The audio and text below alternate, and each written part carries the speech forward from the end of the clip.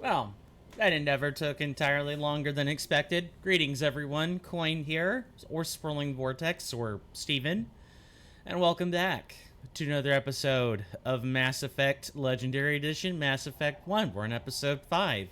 Last time, we landed in Therum.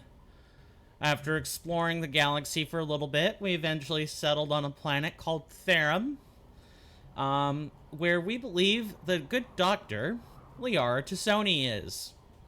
Um, we landed on the planet. We got introduced to the Mako, which isn't everybody's cup of tea. When I could see, it is okay. Last time on stream, someone actually redeemed the 5,000 point redemption of having me take my glasses off. This lasted for 8 minutes. I have reduced that to 5 to make it a little bit more even. I hope it'll still be worth the 5,000 point channel point redemption. We will have to see about that. I may end up dropping it to 4,000 or 2,500 for something like that. Who knows?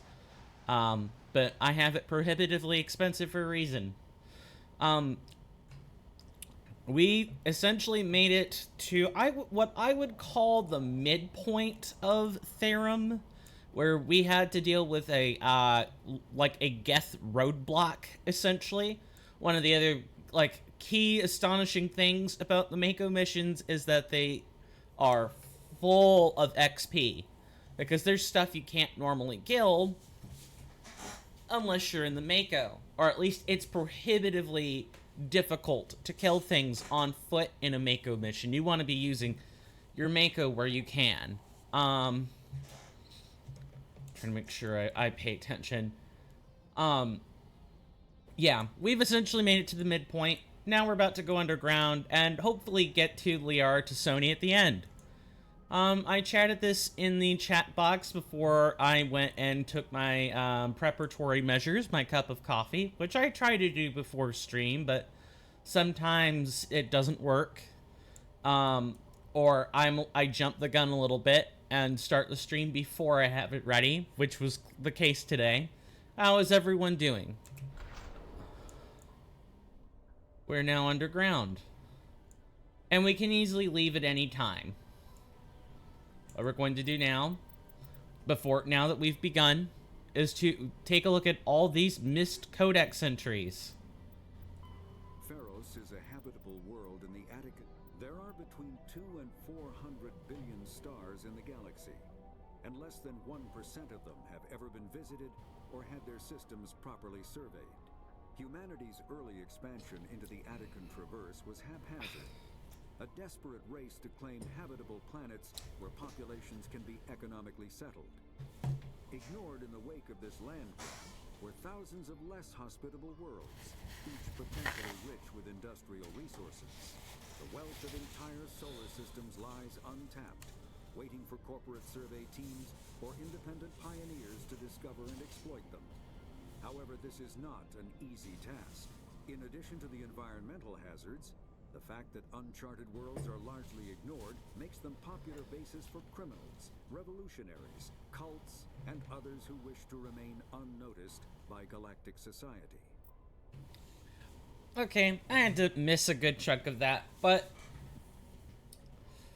essentially, yeah, a good chunk of our time, when it's not on a habitable world, will be uninhabited or on other kinds of, how do I put this, partially detached planets, i.e. planets that mostly have corporations with mining companies or resource companies on them, or procurement centers, or gas rigs, or things like that. Fuel rigs, maybe that's what I should say. Yeah, a lot of our time is going to be spent in uncharted worlds, or not very well charted worlds. Hoppers. The Geth models, collectively dubbed Hoppers by Alliance forces, are electronic warfare platforms. They can project electromagnetic radiation across a broad spectrum as a defensive weapon. They can also perform cyber warfare attacks against onboard computers with body armor, hard suits, and weapons, adversely affecting their performance. The structure of hoppers consists of an advanced and highly elastic artificial muscle material. This allows hoppers to compress its entire body. This allows a hopper to compress its entire body for powerful leaps. Hoppers also have thousands of molecule-scale barbs on the surface of their hands and feet, which are used to cling to walls and ceilings. Hoppers are very difficult targets, leaping from one surface to another in rapid succession. The Quarians have no record of any Geth models similar to hoppers. This new morphotype, fancy jargon for body type, must have been developed over the last 300 years by the Geth themselves. This is troubling proof that the Geth are continuing to move towards technological singularity. Experts in synthetic life are intrigued that hoppers appear to be even more organic than baseline Geth. The identified subtypes of hopper have been codenamed Sapper, Stalker, and Ghost. Oh, well. And then we have this to read. As the human race expands its territory and raises the general standard of living, demands for industrial resources continue to grow. Many planets, moons, and asteroids contain a wealth of resources, but many systems have already been charted, have barely been charted, let alone been thoroughly surveyed. Unmanned probes are one solution, but they are often lost to space hazards, unforeseen circumstances, or theft by salvagers. In recent years, AGES, the Alliance Geological Service, has offered bounties to private individuals or teams willing to perform mineralogical surveys on the frontier. This survey data was made publicly available to further corporate development. Due to the cost of travel and the dangers of operating in hostile worlds, it is rarely a profitable endeavor. Light metals, with low atomic weight, that are often used in construction of spacecraft and vehicles.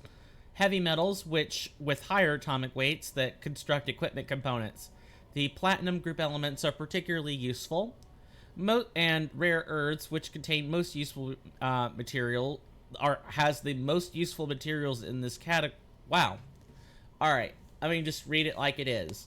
Rare earths. Most useful materials in this category are radioactives or magnets.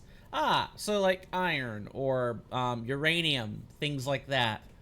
Gases. Various gases are required to support all known forms of sapient life. Some are commonly used as fuel, like deuterium or some others. Yay, we got chemical rounds. We're going to take these. Got the we have, let's upgrade to this. I'm going to try not to deviate from my sniper rifle today, but I make no promises on that.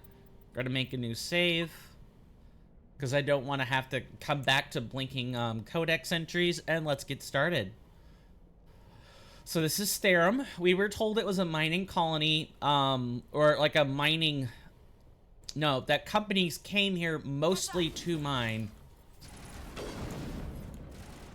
So it really shouldn't be a surprise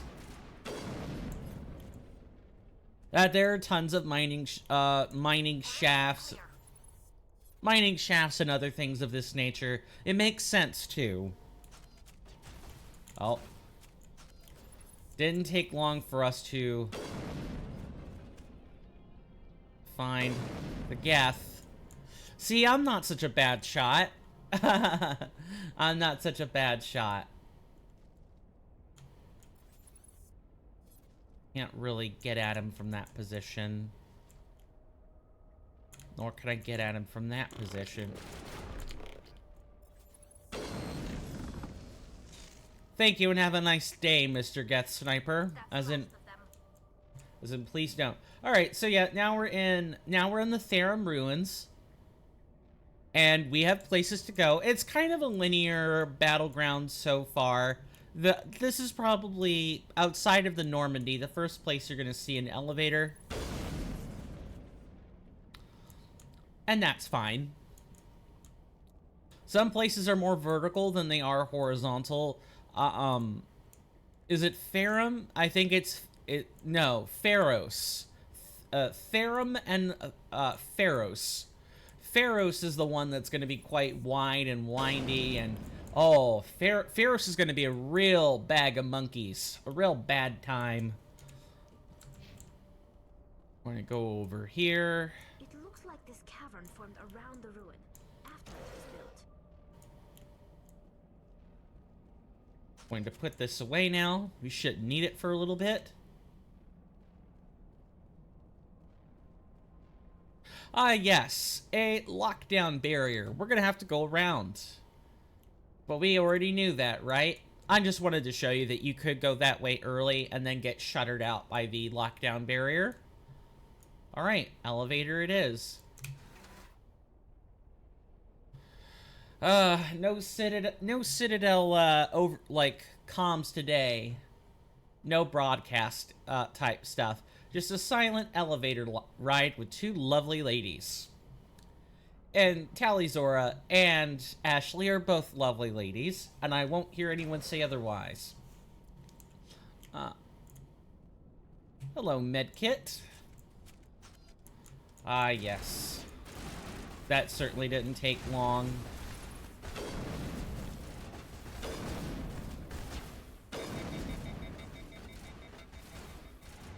Okay, what we want to do here is overload. And right there. Oh, I thought I'd taken care of you. I guess not. Ashley. Oh, okay, Ashley. Just gonna use that med gel. I guess I wasn't paying enough attention. I'm gonna have to get over that. I'm gonna have to pay attention at some point. Yeah, because if not, on normal difficulty, you will lose teammates. I would have expected Ashley to take cover, so I'm not sure what she was doing there. Okay. Oh, Mass Effect 3. I already missed the ability to vault and jump into things. Heck, even Elix's thruster pack would have been nice, but that's okay.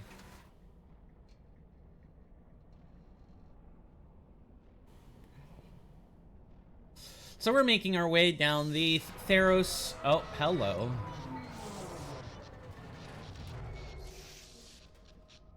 And the elevator is borked. Yeah, look, we can't use it. Uh-oh. We're gonna have to get a different way back up. That's not good. Hello? Could somebody help me? Please?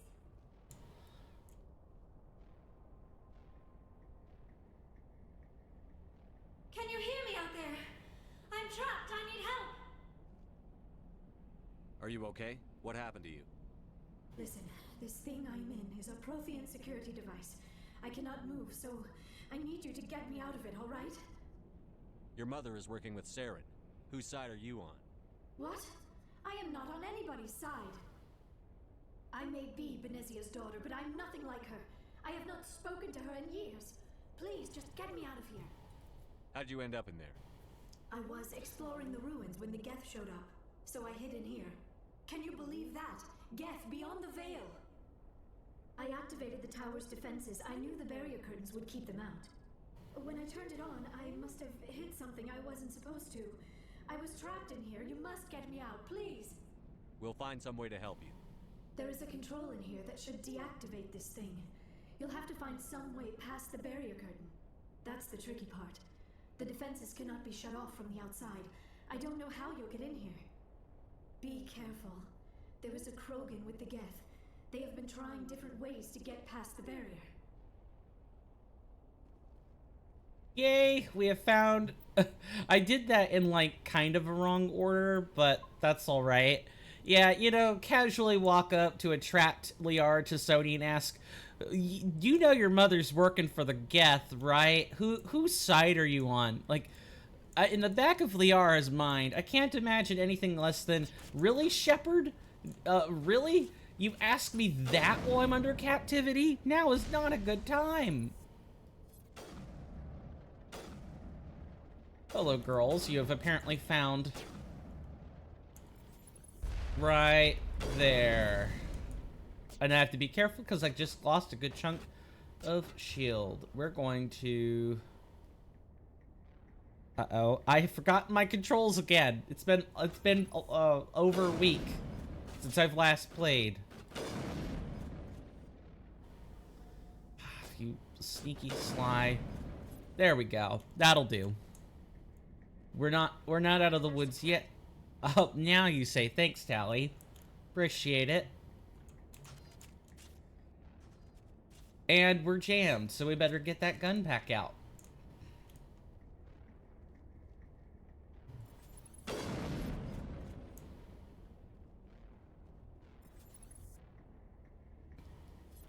You're wondering why I'm up. There we are. Okay. Back up here.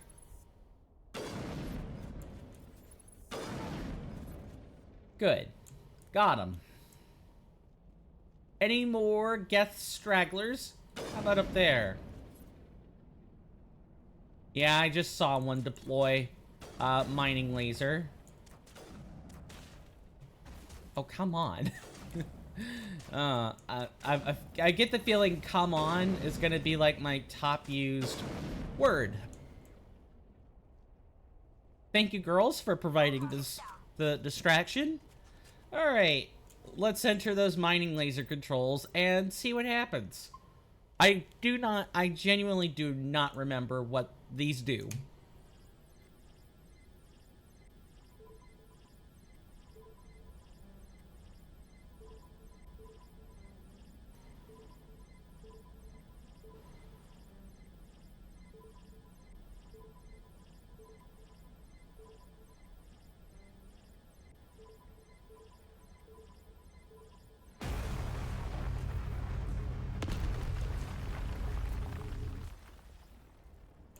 I think we found our way in, but we're not gonna go there yet. I probably would have found the override code had I, you know, looked around a bit first. That is the downside of just kind of like, you know, just randomly punching things on a machine. Yeah, I hope I don't hit something. Shepard goes through, oh, hello. Begin the override.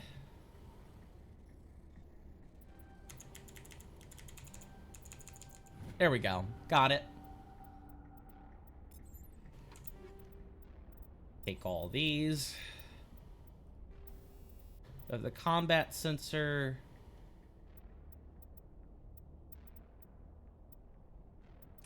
Let's do this then.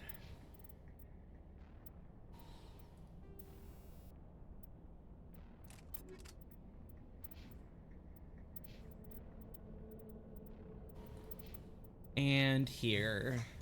Sorry, I'm still not quite back into the swing of things. I will be relatively soon. So I guess what I'm kind of doing right now is just sort of we're dealing with Geth right now, so we kind of want just...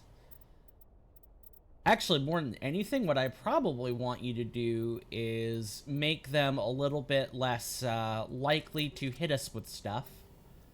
And then we can put on a heat sink.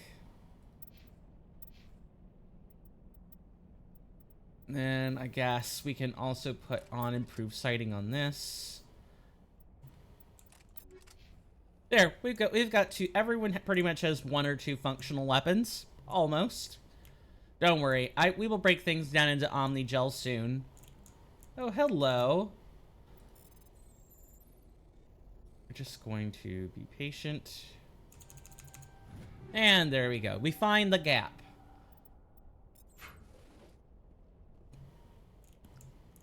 Trust me, there isn't that much treasure. Really, this area is about the only thing, about the only place you're gonna find like good stuff. The rest you're gonna get from you know, killing Geth later on as we go around the other side of the barrier curtains. That's what we're going to find the really good stuff.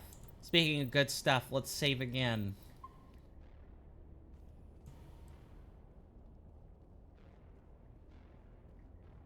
Keep our eyes peeled for any Geth. Not yet. We can't go around, though. Okay, we have to operate this. And it's an elevator of sorts. Get used to that in Therum.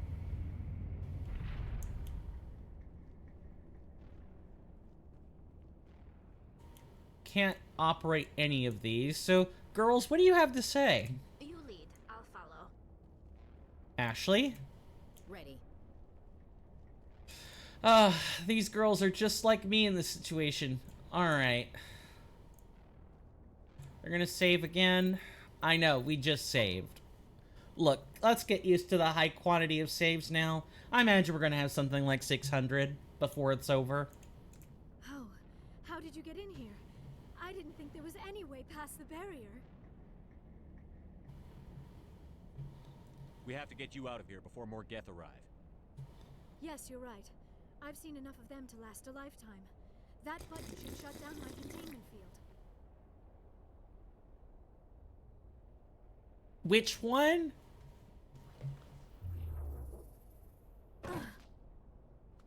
Sorry for the harsh landing, Liara. Any idea how we get out of this place?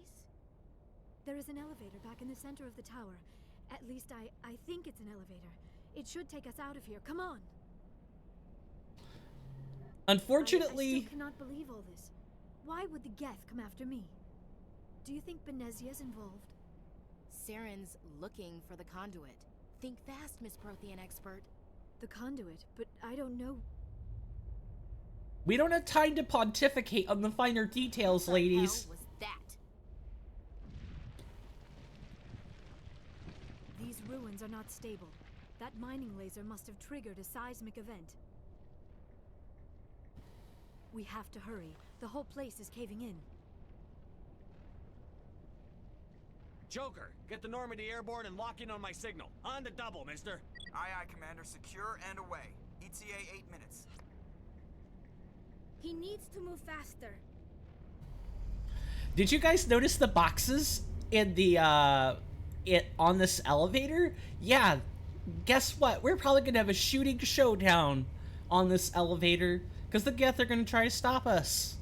Yeah, be ready for that. By the way, if you didn't see these crates and think, oh god, oh hello, Mr. Krogan.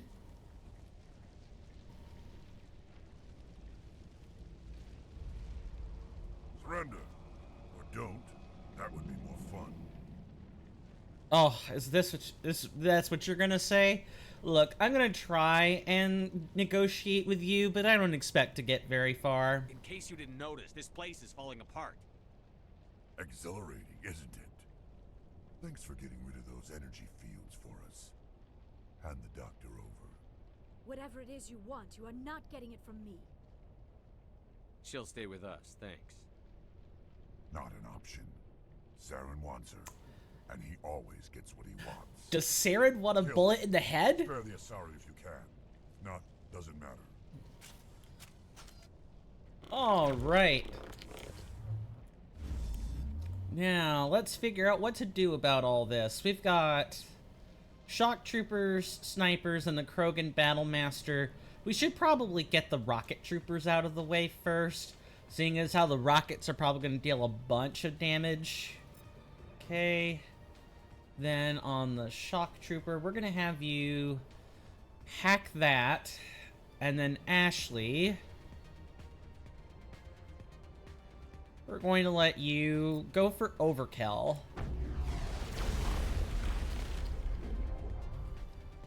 Okay, there's the shock trooper again. I need to...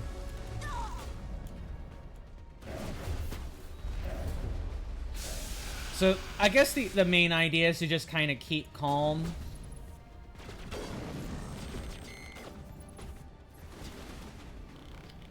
And just try to be patient. Alright. We should just only have the Battle Master left to deal with.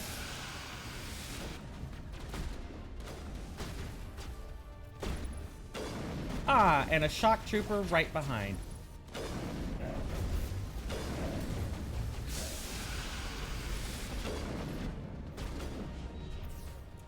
Nice. And like over like a ragdoll he goes. Alright, you were getting 2 doses of sabotage to the face. I'm not letting you die on my watch, Tally. Okay, got him. And another barrier.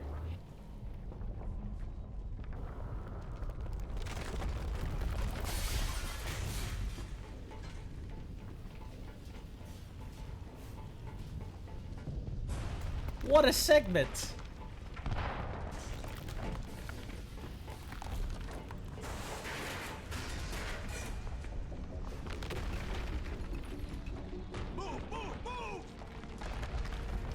Mark Beer, that was one of your liveliest lines yet.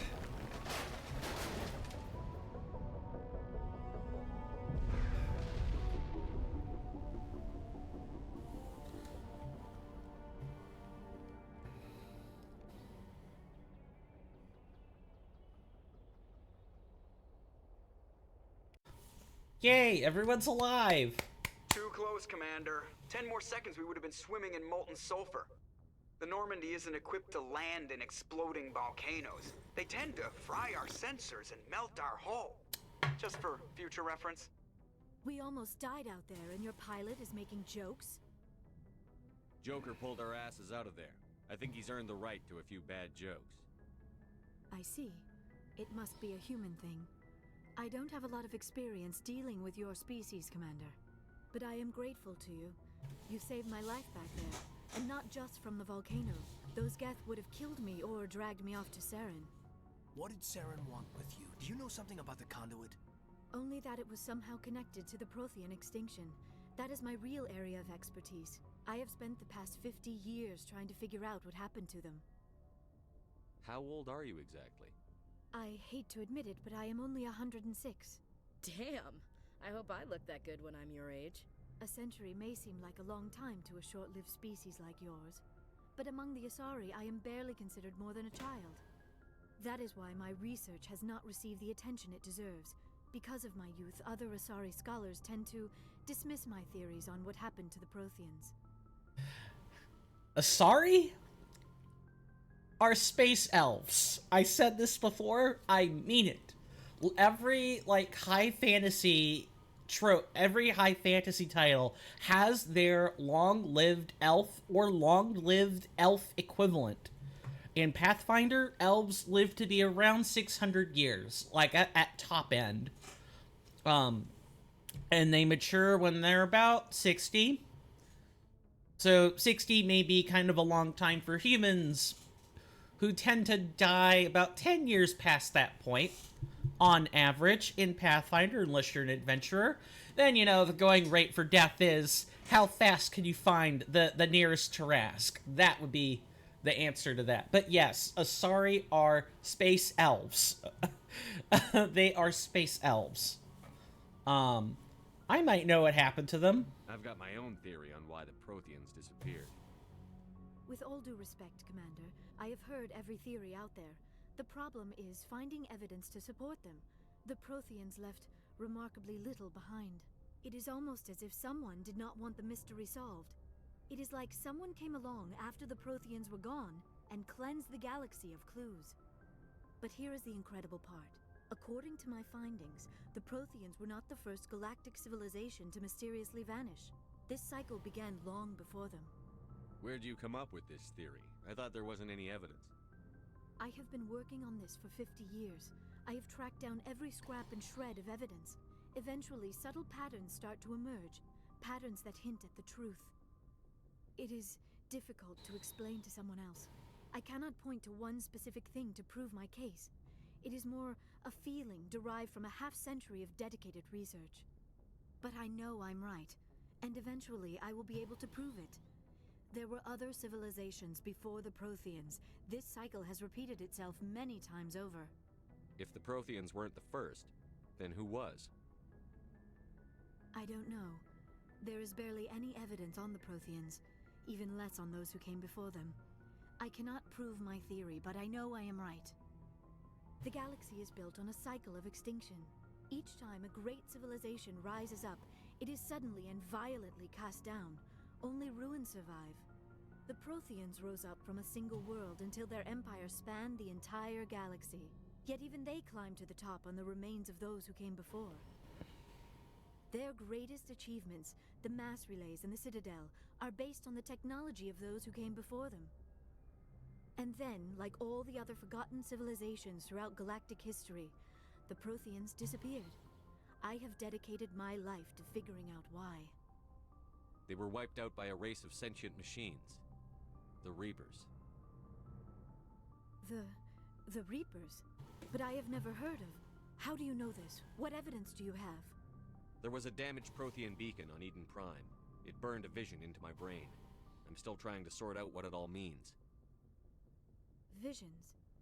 Yes, that makes sense. The beacons were designed to transmit information directly into the mind of the user. Finding one that still works is extremely rare. No wonder the Geth attacked Eden Prime. The chance to acquire a working beacon, even a badly damaged one, is worth almost any risk. But the beacons were only programmed to interact with Prothean physiology. Whatever information you received would have been confused, unclear. I am amazed you were able to make sense of it at all. A lesser mind would have been utterly destroyed by the process. You must be remarkably strong-willed, Commander. Okay, this isn't helping us find Saren or the conduit. Of course, you're right. I am sorry, my scientific curiosity got the better of me. Unfortunately, I do not have any information that could help you find the conduit, or Saren. I don't know why Saren wanted you out of the picture, but I think we'll be a lot better off if we bring you along. Thank you, Commander. Saren might come after me again. I cannot think of anywhere safer than here on your ship. And my knowledge of the Protheans might be useful later on. And her biotics will come in handy when the fighting starts. Great, another alien. Good to have you on the team, Liara. Thank you, Commander. I am very grateful. Oh, I am afraid I am feeling a bit lightheaded. When was the last time you ate or slept? Dr. Chakwa should take a look at you. It is probably just mental exhaustion, coupled with the shock of discovering the Protheans' true fate. No, no. Still, it could not hurt to be examined by a medical professional.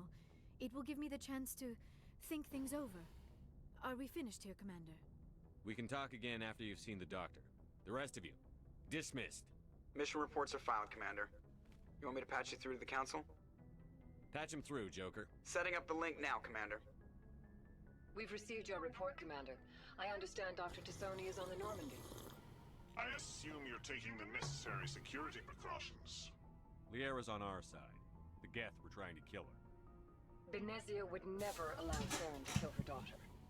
Maybe she doesn't know. Or maybe we don't know her. We never expected she could become a traitor. At least the mission was a success. Apart from the utter destruction of a major Prothean ruin. Was that really necessary, Shepard? Crawling all over them. We were lucky to make it out alive. Of course, Commander. The mission must always take priority. Good luck, Commander. Remember, we are all counting on you.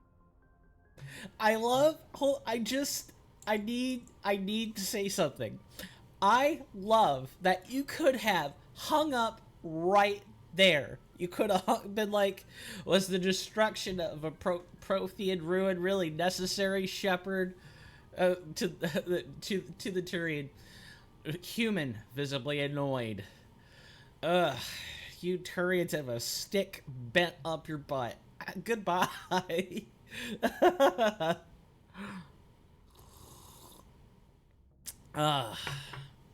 Nothing like a good game of Mass Effect over a cup of coffee. Alright, we got more levels. We got Spectre training, we have Unity, we have Advanced Unit, Unity, and Master Unity. So, what I probably want to do now is make sure our skills are top-notch. And one more point, where we can actually start, I don't know, being useful, we're going to... What do we want to do first?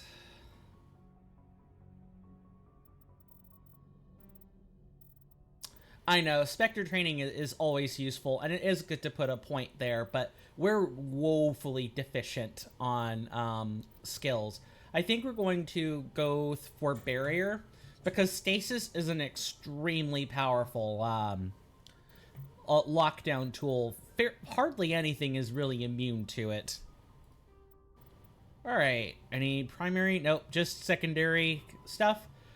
The Prothean Beacon downloaded its knowledge into Lieutenant Commander Shepard on Eden Prime, causing confusing dreams and visions. While the imagery is becoming clearer with time, the meaning of the beacon communication remains elusive. It has been suggested that Prothean data recording is highly dependent on a certain point of view. What Carl Jung described as the collective unconscious. The cipher needed to comprehend the images. Implanted in Shepard's mind is the cultural knowledge of a Prothean, the archetypes, biological instincts, and common experiences universal to the race. Since the Protheans have been dead for millennia, it may be impossible to acquire this cipher. That is a save immediately, because we're back on the Normandy. And because we're back on the Normandy, guess what? We have a whole new round of dialogue to go to, like, reach for. Aren't you guys glad we're back to, you know, peace, calm, and quiet? I am. I know. This is the type of game where you kind of want some action every so often, but the dialogue is the heart of it. Yes, Commander? Carry on, Presley. Yes, sir. Nothing over there. Let's check out some of these controls. We get some codex entries, which I'll examine after we've looked at the dialogue, or after we've actually spoken to people.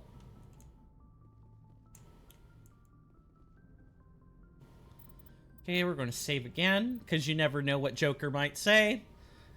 Again, kudos to you, Seth Green, for playing this role for however long you have. I would say at least half a decade, maybe more. I prefer gold to silver, you know, for my medal. I figured you'd recommend me for one since I pulled your boots out of the fire. If we present you with a medal, you'll end up sitting on stage listening to politicians make speeches for a couple of hours. Fun. That's a good point. They'd probably make me shave, too. I spent the last 7 weeks working on this baby. No medal's worth that. So, Commander, why don't you tell me why you're really here?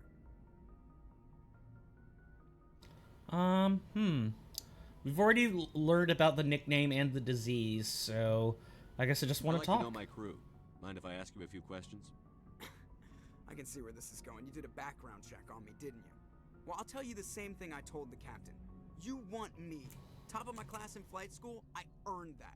I'm sorry, Joe. You mean... Okay, I've got... Even put the Normandy in my... yes, alright. How's the Normandy performing? Is she everything they said she'd be? She's the best ship in the fleet. If you've got a pilot who knows how to handle her. Balance isn't what you'd expect. Takes a while to get used to that oversized drive core we got stuffed in the back, and her power can sneak up on you if you're not careful. The Normandy's probably too much ship for your average Alliance pilot, Commander. Lucky for you, I'm anything but average. Okay. Joker doesn't actually have anything apart from that single line of dialogue, so... Oh, hello. I would love to look outside. You're just gonna give me a codex entry. Dang it. I was hoping for actual physical boat, ship controls. Oh well, it could be worse, I guess. We came from back here, I believe? Sure did. No one hanging around up there on the deck. Everyone is down below.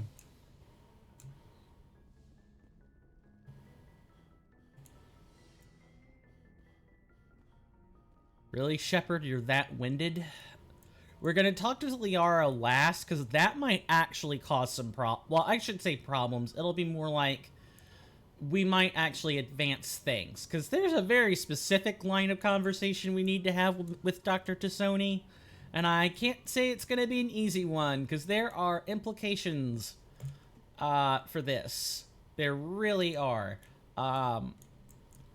We're gonna make another save, of course.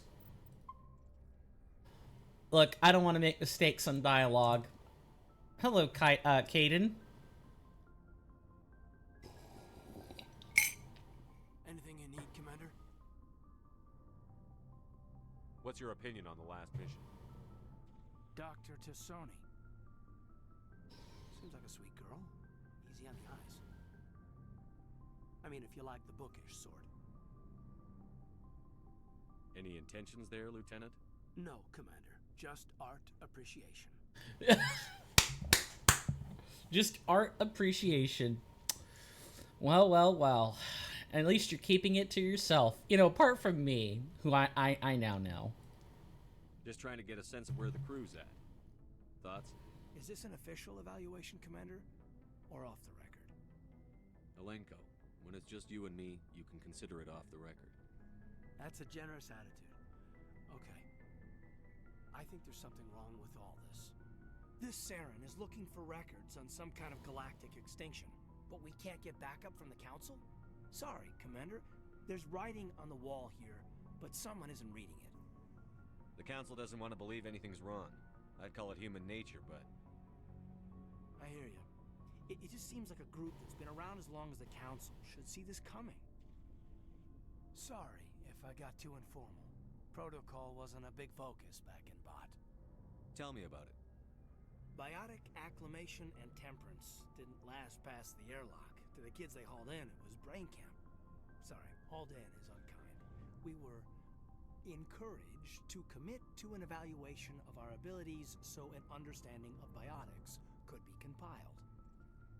There are worse results of accidental exposure to element zero in the moon.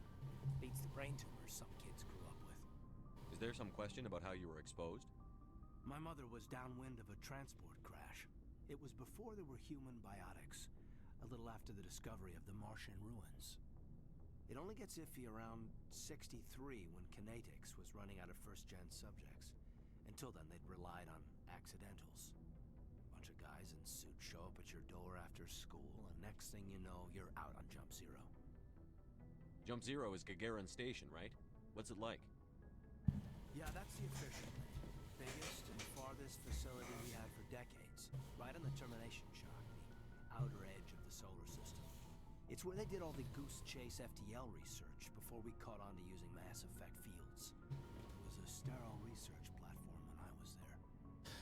So this line of dialogue with Kaidan is very, very important because you're learning more about why Kaidan is a biotic and why he gets the migraines he gets.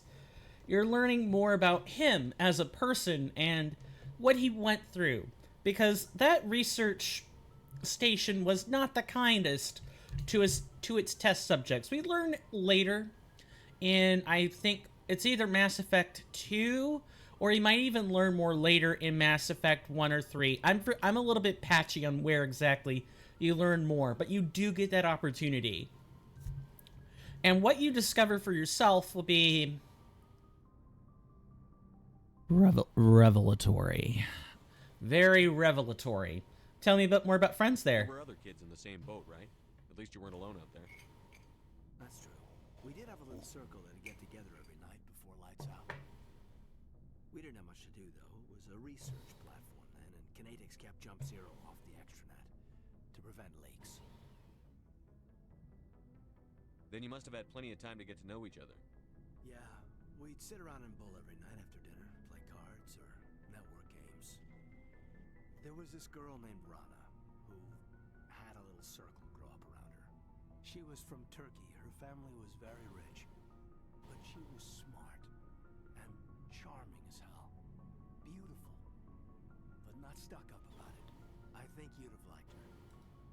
Sounds like she was special to you. She was. Maybe she felt the same. But things never felt together. Training, you know. You know of any intentional exposures for certain? No one knows. Doesn't mean they didn't happen. As big as the exposures were, it was hard to track down accidentals. It was different then. No one knew the potential, so there wasn't a lot of regulation. Anything Kinetics did was gold. I'm not saying they intentionally detonated drives over our outposts, but in retrospect, they were damn quick on the scene. My apologies for the drop frames. It happened right when I selected the dialogue, so there really wasn't much I could do about it. I think the only thing that might have stuck there was just, you know, Shepard asking, hey, you know, what's up with the intentional exposure? Because, you know, a company doing research that runs out of, you know, ethically sourced test subjects might resort to doing shady stuff.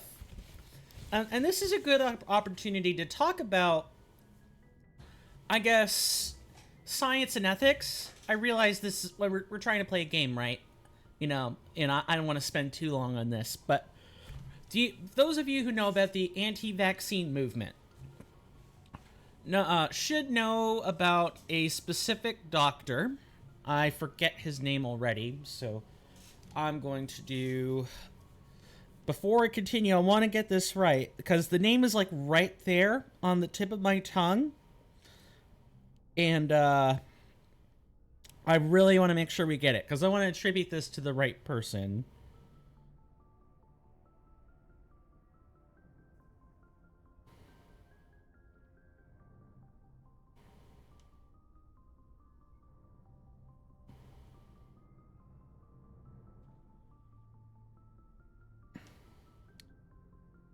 Yeah, I'm using my phone. I'm looking up the name of this the doctor I'm talking about.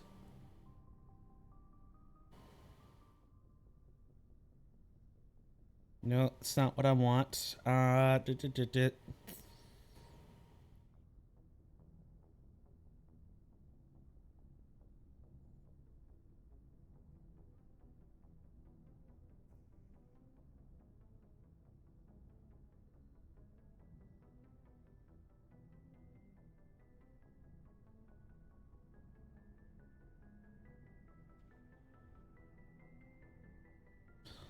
Sorry, I am trying to look for this name. It is deadly important that I get it correct.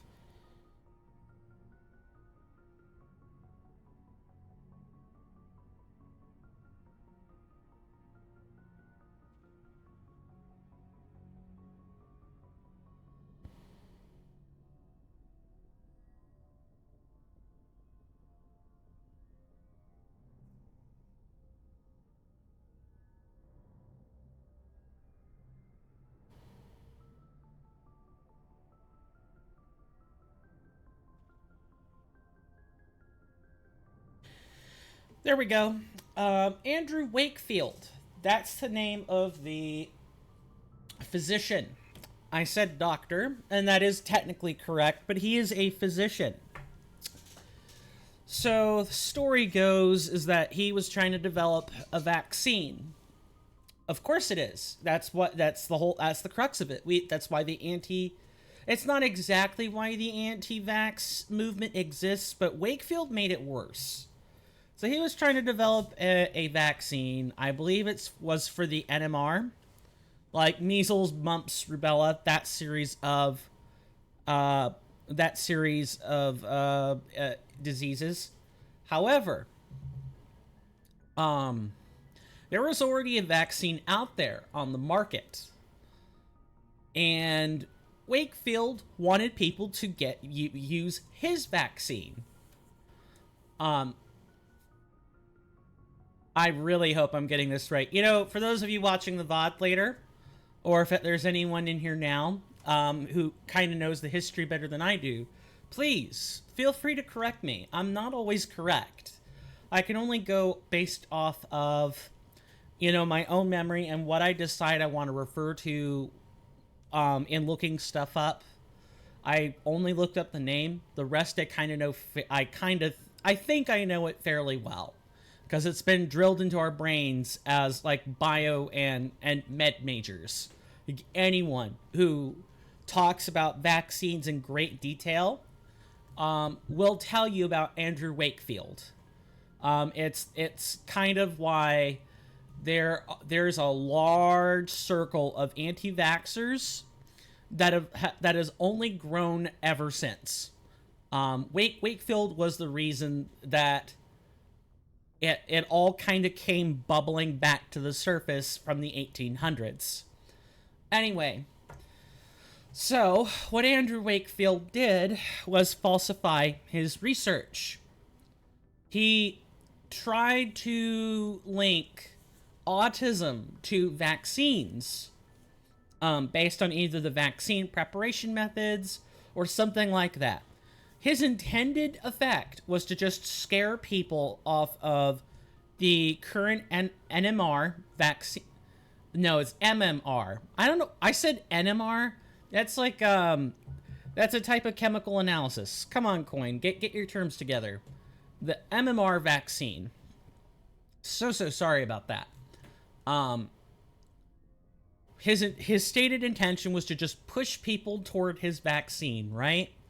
Well, unfortunately, when you start talking science to people who don't understand it, and you say, oh, well, this vaccine, this thing that the government gives you in order to protect you from disease actually has mercury in it, or some other stuff that has been linked with autism, or other sorts of mental disorders. What is the knee-jerk question going to be?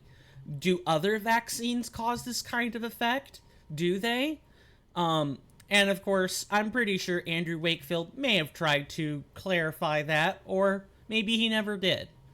I'd have to go back and read all the history, but ever since that publishing, it took a long time to figure... It took 20-ish, maybe 15, 20-ish years to figure out, oh, Wakefield was lying.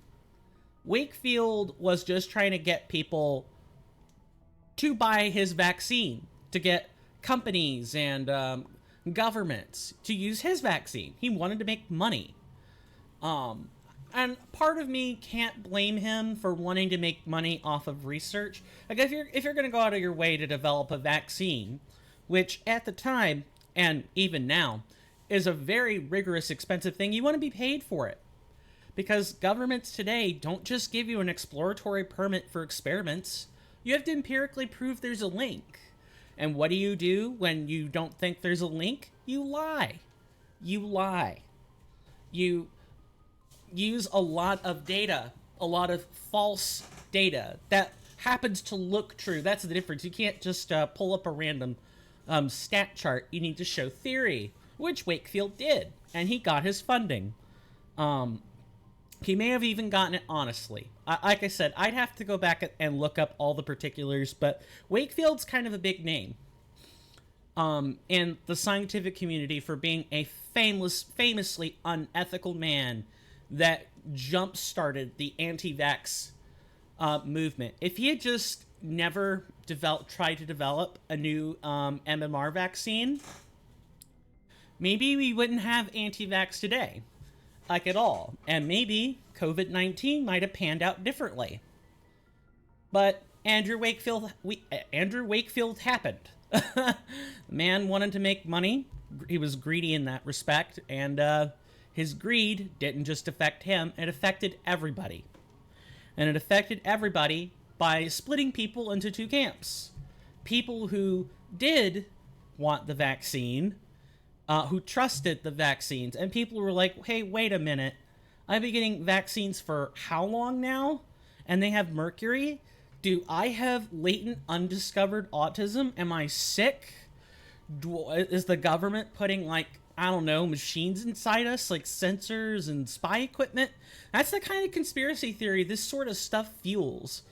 And it's because people didn't understand, and some still don't understand, the science of vaccines and how they're made today. People don't understand. So your mind is going to fill in the gaps or jump to conclusions in order to make sense of what you're told, of what anybody tells you about vaccines. Which is why I think scientific literacy in the human species is so important. STEM should be way more emphasized here in America than the humanities, and art, and even history to some extent. It's important we understand the technology we're developing, and it's important that we know how to solve complex problems with our technology. We shouldn't be brain draining other nations, or hiring them would be a better way of saying it. Like, we hire professionals. We do have some of our own. Oh, I could not get my finger around the mute button in time. I'm so sorry. We should be cultivating that intellect on our own. But that's a story for a different day. Eventually, and just to kind of conclude, Wakefield did get his comeuppance. His license was eventually removed. People did find out that his data was falsified, that it was a lie. He got his license removed. He's kind of something of a, black swan. You don't want to see him, you don't want to hear him, nothing. But the damage has been done. It's too late. No matter what you learn later, the human mind has a fantastic way of just shutting off. You can't unlearn what you've learned, even if it's faulty. You kind of just have to make sure you don't mix stuff up. Because negative, false, bad information sticks. Humans are magnets for this kind of thing. They really are. It took me forever to get used to the idea of the difference between gender and sexual identity. It took me a long time to navigate that.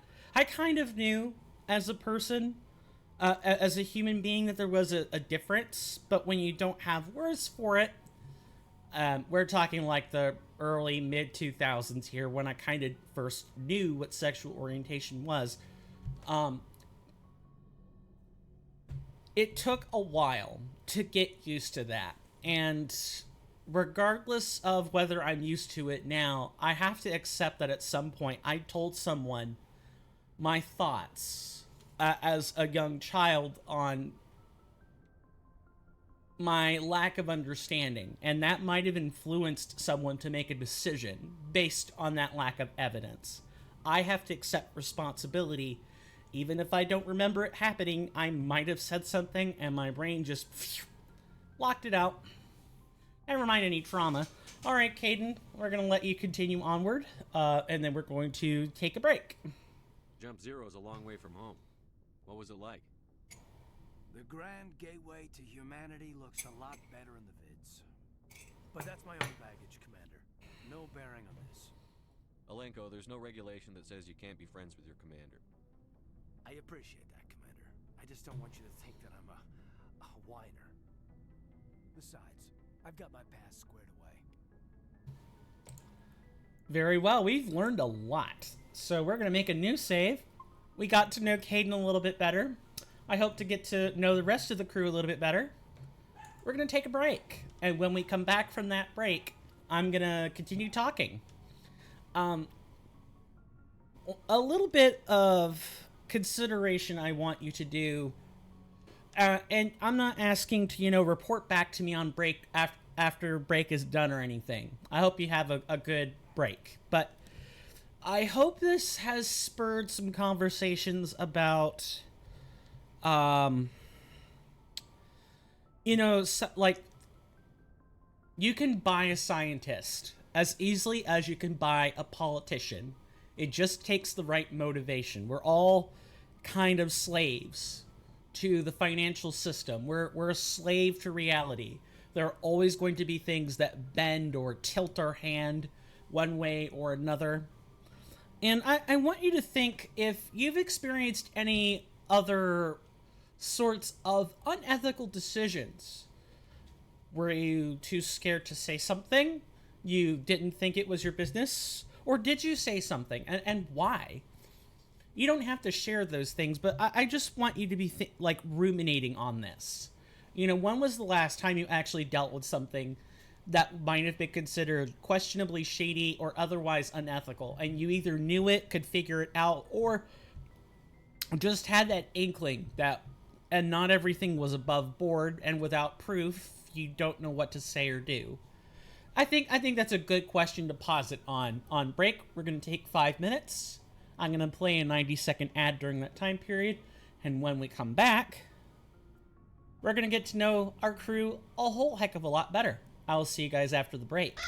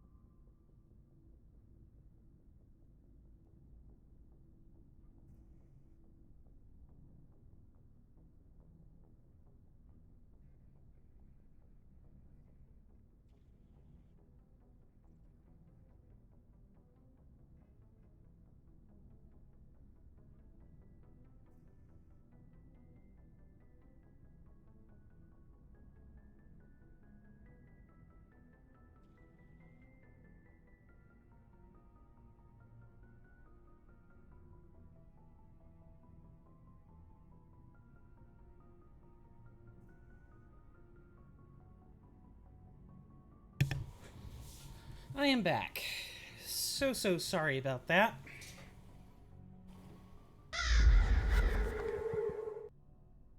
So, I did a slight bit of digging, and I was more or less confirmed correct. Andrew Wakefield has had his license taken away, but you know what? In the grand scheme of things, Andrew Wakefield might have been a catalyst for people's fears. People might have just already not wanted to have vaccines jabbed into their bodies. And they just needed an excuse. They needed an official reason to say something. We're going to view these codex entries later, but I promise we will get to them. I just think it's worth discussing ethics. I think it's a conversation or conversational topic that goes far beyond the bounds and patience of what people have today. I think people lose sight of that. People want immediate answers, immediate results, immediate everything. People don't care. I should say people don't care. People get rightly incensed over this and that. And they act on their feelings rather than on the evidence sometimes. I feel like that's what's going on. And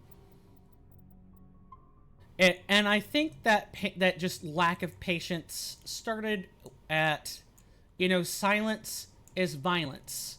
Which is an extension of evil wins when good men do nothing. That is the exact extension of that logic.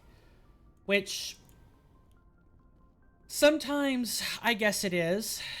Because if you look on while someone is getting beaten up, and you just do nothing, that's cowardice.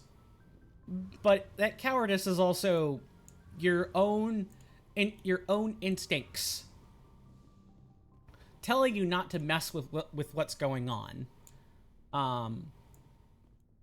It's difficult. It's miry, and I wish people wouldn't say certain things, because people don't have the necessary contrivance to understand why people are sometimes silent, why people sometimes try to pick a third path, a different way. Humans are naturally binary creatures. And by binary, I don't mean in terms of sex or gender. No. I mean in terms of mindsets. People either... I know, and that's kind of the oxymoron, right? People either believe something or don't. People either are or aren't. There's kind of no in between.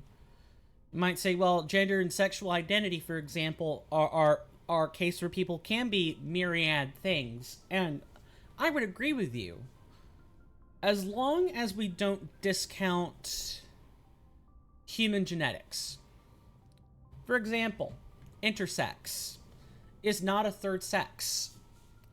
Intersex describes this position between two sexes. It's easier to call it a third sex because that makes putting the label on it easier, but the label is inaccurate. Intersex is somewhere between male and female. I'm not saying I only believe two sexes exist, but if the basis for a third sex is if you aren't male or female, what are you? And we don't have any way of showing there's not some different karyotype, then we're kind of forced to conclude, at the very least, the sex is not contingent on genetics. The reason there are different sexes is because people want to, use the broad umbrella of intersex in order to make legal categories. It's a matter of legally defining sex, not biologically what sex is. My views on this are very nuanced and kind of hard to understand. I could talk about them all day if I had my soapbox, but that is not what people are here for. People are here for us to understand Mass Effect. People are here for a game. Hello, Rex. So, we've got Saren on the run. I sure hope so. It won't be long now. Saren's good, but I'm better. Good. He's rotten. To the core. I could tell as soon as I met him. Why didn't you tell me this sooner? I would have if I thought it was important. I think I'd like to hear about it just the same. This was a while ago. A bunch of mercs were bragging about a job out near the edges of the Terminus systems. They said it paid well and the boss was never around to ride them. They said he was looking for more men, too. So I checked it out. I didn't know Saren was openly recruiting mercs. It wasn't that open, and he only showed his face once. We'd been raiding ships in the area for months when we took out this massive cargo freighter. Our biggest haul yet. I was on board checking bodies for valuables, looking for some extra credits. That's when I saw him. What did Saren want with the ship? I don't know what he wanted. He was just moving through the ship, watching. A couple of the mercs called him by name, but he never spoke to them. Never spoke to anyone. I had a really bad feeling about him, so I got the hell out. Didn't even wait to get paid. What kind of cargo was the freighter carrying? What was Saren after? I don't know. All I saw on that ship was food and medical supplies. There were some basic weapons, but nothing big. If there was anything of value on that ship, I didn't see it. That's why I didn't mention it sooner. Whose ship was it? There was a Volus trading vessel. Big one. Lots of guards. But they were no match for us. That's the only time you saw him? Yeah. Didn't even know who he was. Still wouldn't if I hadn't joined up with you. But my instincts were right. Every other merc on that mission turned up dead within a week. Every damn one. Are your people really dying? We're sure not getting any stronger. We're too spread out. None of us are interested in staying in our own system. So long, Rex. Shepard.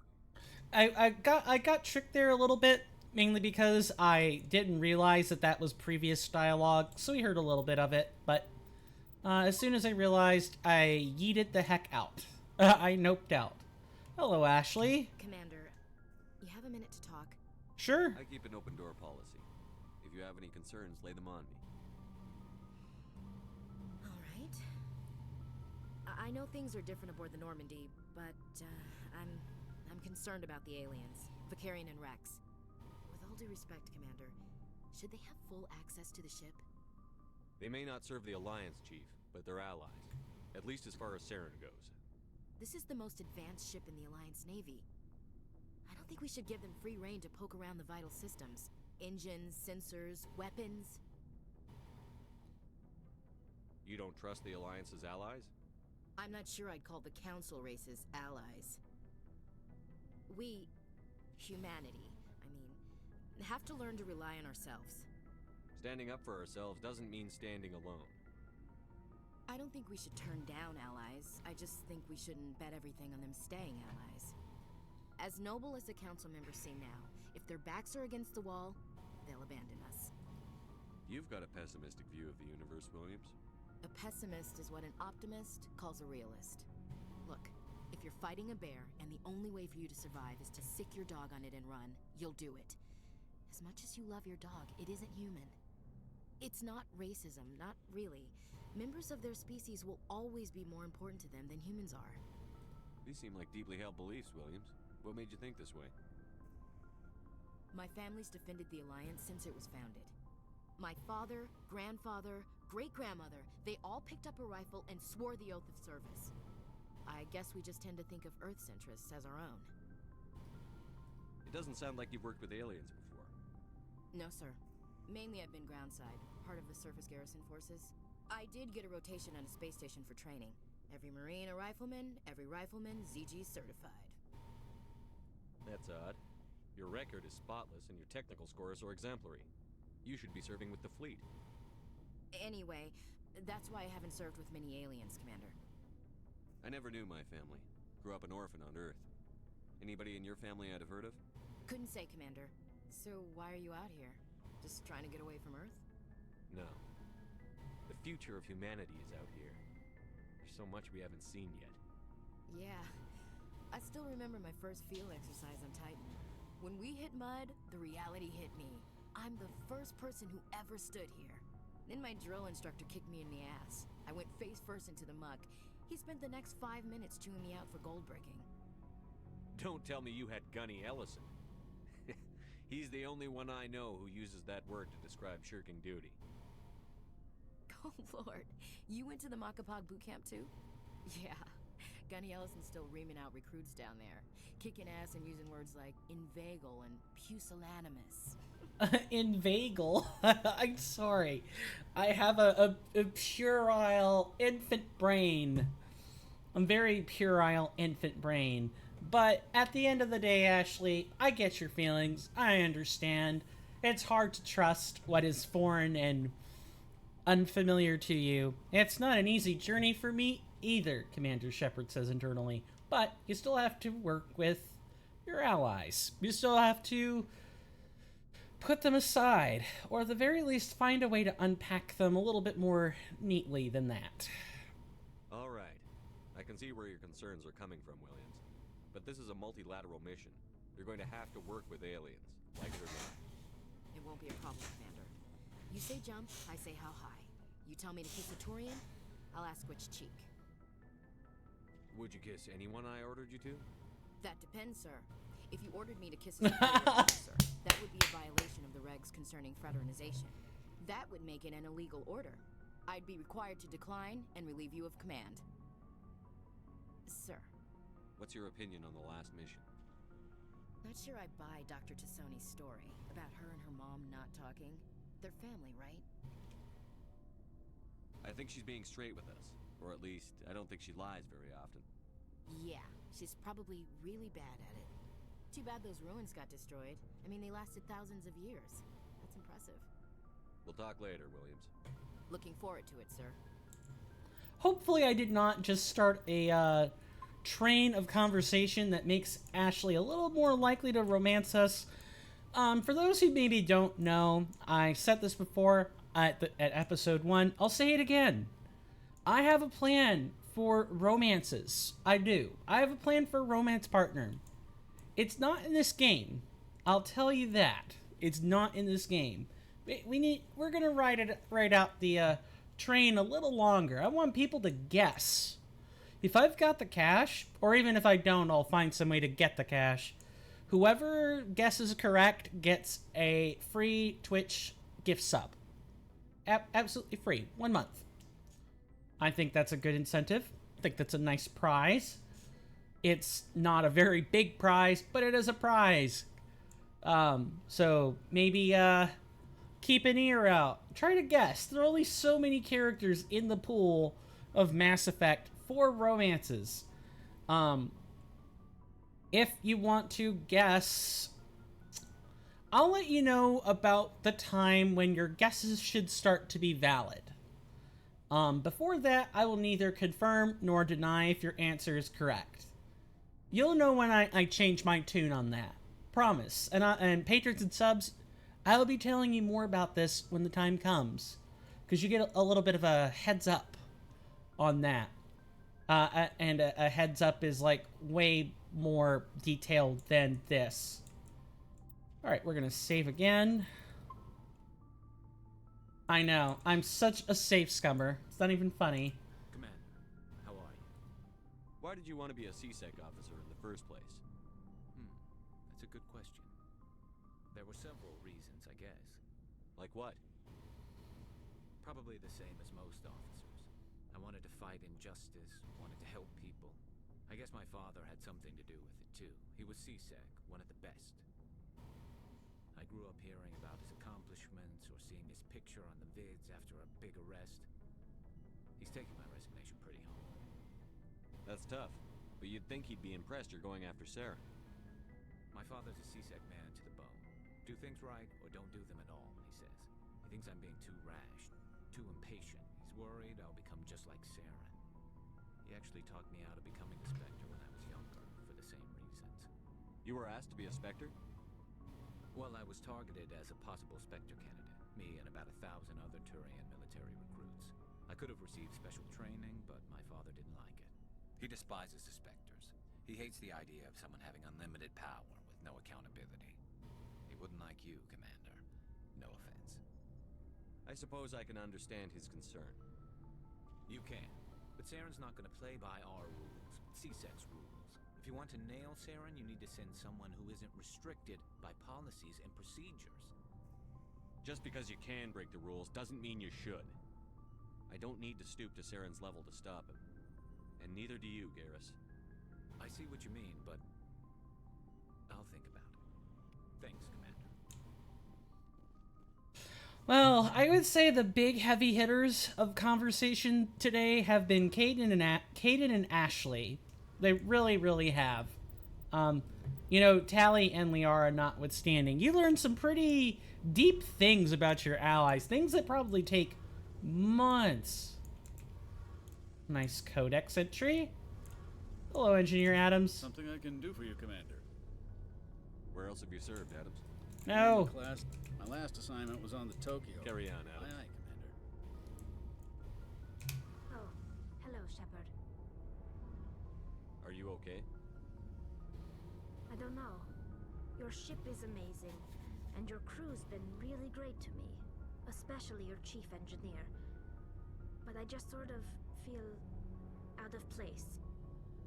The Normandy runs so smooth it feels like we're not even moving, and the engines are so quiet. How do you sleep at night? The silence wakes you up? Back on the flotilla, the last thing you want to hear is silence. It means an engine's died or an air filter shut down. I guess you don't have to worry about that here. But old habits die hard.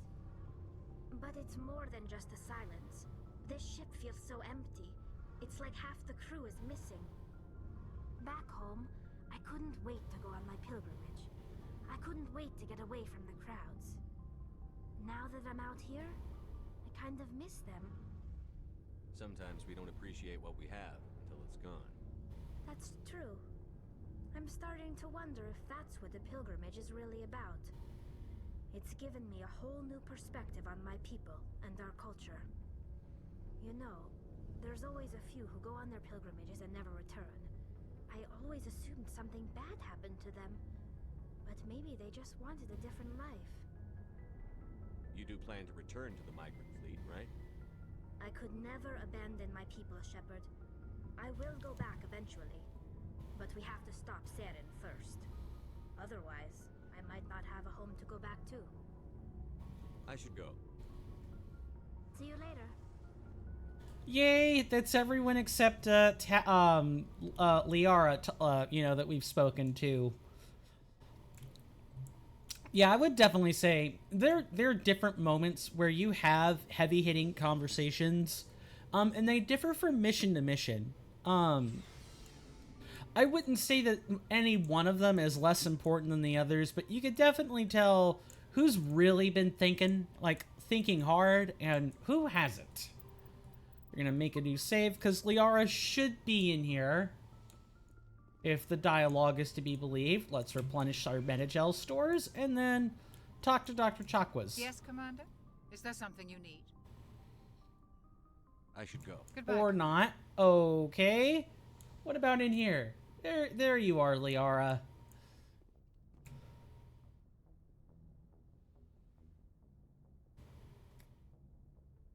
Commander, are you coming to check up on me?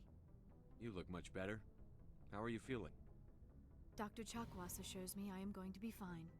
I was impressed with her knowledge of Asari physiology. You're in good hands. Dr. Chakwas knows what she's doing.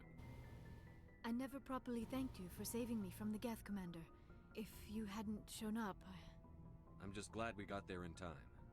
So am I. I know you took a chance bringing me aboard this ship. I have seen the way your crew looks at me. They do not trust me. But I am not like Benezia. I will do whatever I can to help you stop Saren. I promise. Don't worry, Liara. I trust you. I know you won't let me down. It means a lot to hear you say that, Commander. Thank you. Do you know why Benezia joined up with Saren? I don't understand it. She was always outspoken about the need for the Asari to become more involved in shaping galactic events.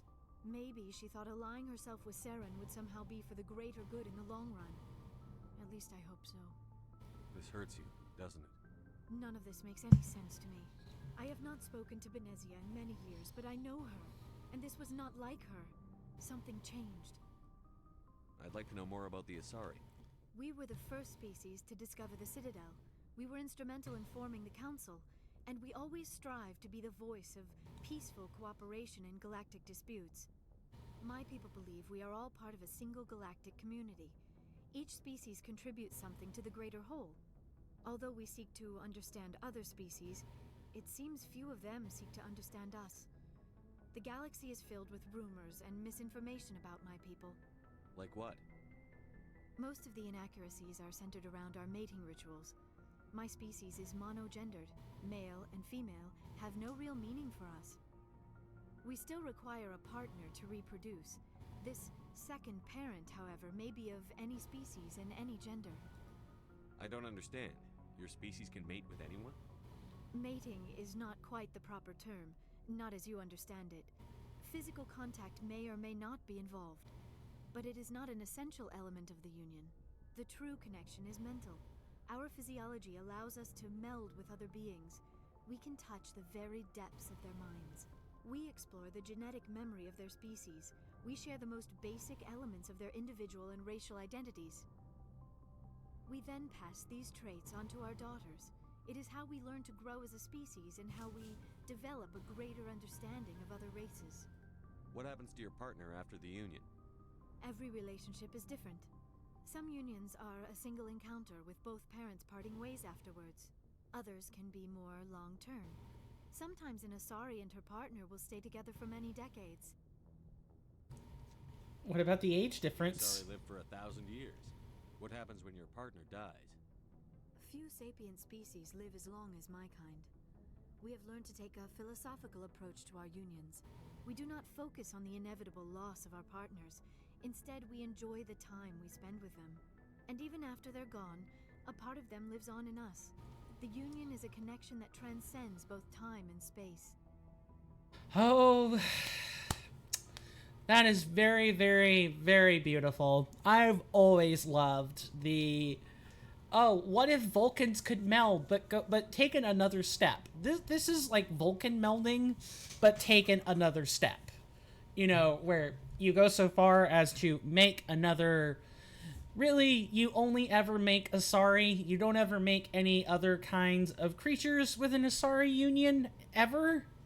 So the best you have is like genetic memory information that's passed on.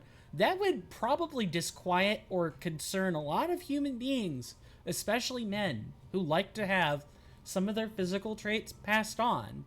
They want to see their daughter's eyes or their son's hair or their daughter's nose or their son's, I guess, proclivity for growing tall or short or what have you. People want to see, at least deep down, I think there's a part of people that want to see some of them passed on and reflected in their own children. Who knows how I would feel? I would like to have surrogate children one day. I would like to be able to sire someone. Or at the very least adopt. Surrogacy is both of these things are kind of mixed grab bags, and you might be right in asking, hey, Coin, why don't you want to marry? Because that's how you would really have kids. I don't know how I feel about marriage yet. I really don't. I think marriage and, unions are the sort of thing that are very beautiful, and when they're practiced properly, I think many people don't know how to practice them properly. I think many people marry first and become friends later. And that's not really how it's supposed to work. You should like the person you're gonna marry before you marry them. Before you choose to spend your life with them. That's a big decision. And just to go like, I think you're physically attractive and I like some of the things you say. I don't know if I'd call you friend yet, though. Want to get married? Have kids together? It just seems like too big of a leap. You should just know who you're dealing with before you get married. I'm kind of I'm a big proponent of people courting each other. Really getting to know one another. And for not just 6 months, not just a year, but probably around 2 years. Enough time to really develop and cultivate a strong, hopefully healthy, well-tested relationship. And then marriage. At least that's how I think. Who knows? Maybe my hormones or whatever would drive me to make a different choice, but that's not exactly something I can answer with any degree of certainty. I can only specify a great degree of uncertainty in my answer. Who is your father who is your other parent? Do you know who Matriarch Benezia chose as her partner? She rarely spoke of her partner. Though I know my father, if you want to use that term, was another Asari. I thought you always needed another species to serve as one of the parents. Think about it, Shepard. If we were not able to mate with our own species, we would have died out long before we ever mastered spaceflight and left our homeworld. Union with our own kind is no longer common, not for the purposes of reproduction. Most Asari believe it weakens our species. Asari daughters inherit racial traits from the father species. If both parents are Asari, then nothing has been gained, or so conventional wisdom would hold. I am what is sometimes called a pureblood. Though no Asari would ever be cruel enough to say the word to my face, it is a great insult among my people. It is possible Benezia's partner was embarrassed by their union. She may have been too ashamed to publicly acknowledge me as her offspring. Maybe she wanted to meet you but couldn't. Something could have happened to her. Maybe she passed away. You might be right. I hope you are. But I have no way to know for sure. Benezia never spoke of her partner. Whatever happened, it caused her too much pain to dwell on it. She raised me by herself, though that is not uncommon. Many Asari raise their children alone, particularly if the father species is short-lived. Often the partner will pass on long before the child reaches maturity. Do you know who Matriarch Benezia chose? She rarely spoke of her partner. Benezia never told you her partner's name? Union with our own kind is no... Asari daughters inherit... I am what is... It is possible Benezia's partner was embarrassed by their union. Maybe she wanted to meet you. Many Asari raise their children alone, particularly if the father species is short-lived. We were although we seek to understand other species, it's... Like what? Most of the we still require a partner to reproduce. I don't understand. Sorry, I'm just taking a moment to kind of dissect this. We then pass these traits onto our... What happens to your partner? Every relation... Others can be more long-term. Sometimes an Asari and her partner will stay together for many decades. I should go. Goodbye, Commander. Okay, we have talked to everyone. We are out of conversations to talk with. Let's read the Codex entries. I said we would do this at a certain point, and I did mean it. Faster than ship mobility dominates space combat. The primary objective is to align the mass accelerator along the bow with the opposing vessel's broadside. Battles typically play out as artillery duels, fought at ranges measured in thousands of kilometers, though assaults through defended mass relays often occur at knife fight ranges, as close as a few dozen kilometers.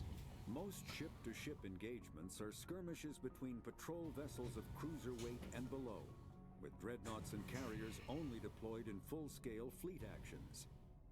Battles in open space are short and often inconclusive, as the weaker opponent typically disengages.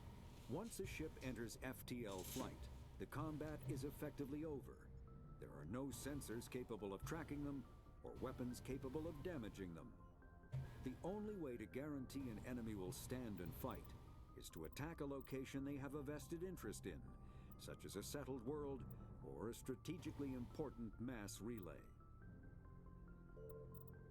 Alright, we got a whole bunch of stuff to read. Let's see. Trying to make sure I haven't missed something.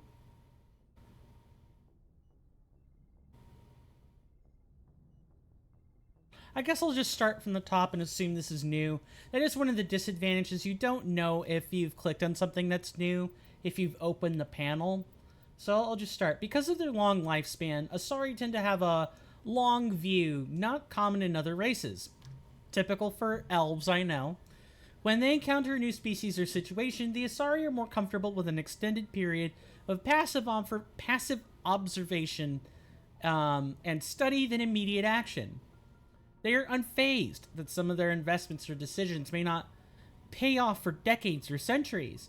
Matriarchs can seem to make incomprehensible decisions, but their insight is evident when their carefully laid plans come to fruition. In interstellar relations, this long view manifests in an unspoken policy of centrism. The Asari instinctively seek to maintain stable balances of economic, political, and military power. Traditionally, Asari spread their influence through cultural domination and intellectual superiority. They invite new species of advanced development to join the galactic community, knowing that their ideals and beliefs will inevitably influence the existing culture. That's incredibly devious. I too would like to influence your species. How can I do that? Oh, I know. I will invite representatives to come back to our world, see our culture, and then take it back over to them. It is the most subtle, insidious form of manipulation. Some Asari are probably just thinking for the greater good, and some are perfectly aware that this is the net result, and they're using it to their advantage. Scary stuff. While Turians are individuals with personal desires, their instinct is to equate the self with the group and set aside personal desires for the good of all. You're noticing a pattern among the council races. Turians are taught to have a strong sense of personal accountability, the Turian honor that other races find so remarkable. Turians are taught to own every decision they make, good or ill. The worst sin they can make in the eyes of their people is to lie about their own actions. Turians who murder will try to get away with it, but if directly questioned, most will confess the crime. Wow. It's like having a species who's been naturally dosed with Veritas serum. Turians have a strong inclination toward public service and self-sacrifice, so they tend to be poor entrepreneurs. To compensate, they accepted the mercantile Volus as a client race, offering protection in exchange for their fiscal expertise. So you don't know how to make money that good. Yay! Most people would probably give for humanity to have a trait something like that. The Turian military is the center of their society. It isn't just an armed force. It is an all-encompassing public works organization. The military police are also the civic police. The fire brigades serve the civil population as well as the military facilities. The Corps of Engineers build and maintain spaceports, schools, water purification plants, and power stations. The Merchant Marine ensures that all worlds get needed resources. Interesting. Although they lack the brutality of the Krogan, the skill of the Asari, and the virtuosity of the humans, the Turian military has formidable discipline. Officers and NCOs are lifers with years of field experience. You never leave the military. Great. Enlisted personnel are thoroughly trained and stay calm under fire. Turian units don't break. Even if their entire line collapses, they fall back in order, setting ambushes as they go. A popular saying holds, you will only see a Turian's back once he's dead. Boot camp begins on the 15th birthday. Soldiers receive a year of training before being assigned to a field unit. Officers train for even longer. Most serve until the age of 30, at which point they become part of the reserves. Even if they suffer injuries preventing frontline service, most do support work behind the scenes. Biotics are uncommon. While admired for their exacting skills, Biotics' motives are not always fully trusted by the common soldier. The Turians prefer to assign their Biotics to specialist teams called Cabals. Command and control is decentralized and flexible. Individual squads can call for artillery and air support, and make extensive use of combat drones for light duties and practice combined arms. Infantry operates with armor supported by overhead gunships. Strategically, they are methodical and patient, and dislike risky operations. Tradition is important. Each legion has a full-time staff of historians who chronicle its battle armors in detail.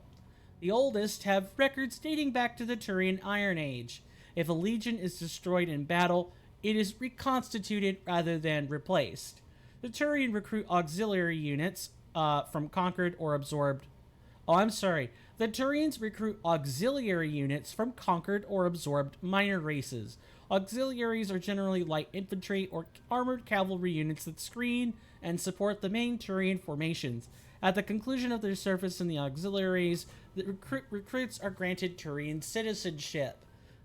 Oh, so, I hope they are taken care of, because this sounds like Turian slavery. At least to me. We've already dealt with the Arcturus Station, so Gagarin Station is the largest deep space station built by humanity, a Bernal sphere design with a 500-meter diameter habitable area. It was constructed beyond Pluto, nearly 80 astronomical units or 12 billion kilometers from Sol. Moving crew and material to this location bankrupted most of the backers. Yay! In air quotes. Gagarin was placed at the inner edge of the heliopause, the point at which the solar wind can no longer push back the interstellar medium. It was built to test a number of faster-than-light drive principles that theoretically could only occur in interstellar space. The station was nicknamed Jump Zero, as it was intended to be the jumping-off point for humanity's expansion into the galaxy. Shortly after the station was completed, the Prothean ruins were discovered on Mars, rendering the entire effort moot. After struggling to make a profit for a decade, Gagarin was sold to the Systems Alliance in 2159 for a fraction of its construction costs, hence the bankrupting. The Alliance refurbished it as a research and training center for the recently discovered biotic phenomena. In 2169, the Biotic Acclimation and Training Program was shut down, and Gagarin became a general research facility. Its remote location and intentional isolation from the extranet makes it popular for dangerous research, particularly in the field of artificial intelligence. Humanity's first stable AI, the Alliance-sponsored ELIZA, achieved sapience in Gagarin in 2172. Today, Gagarin Station has a permanent population of approximately 9,000. A plan has been proposed to move it to the gravitationally stable Berry center point between Pluto and the Charon Relay, allowing it to serve as a gateway facility between the Sol and Arcturus systems. The high cost of safety moving its mass has delayed this indefinitely.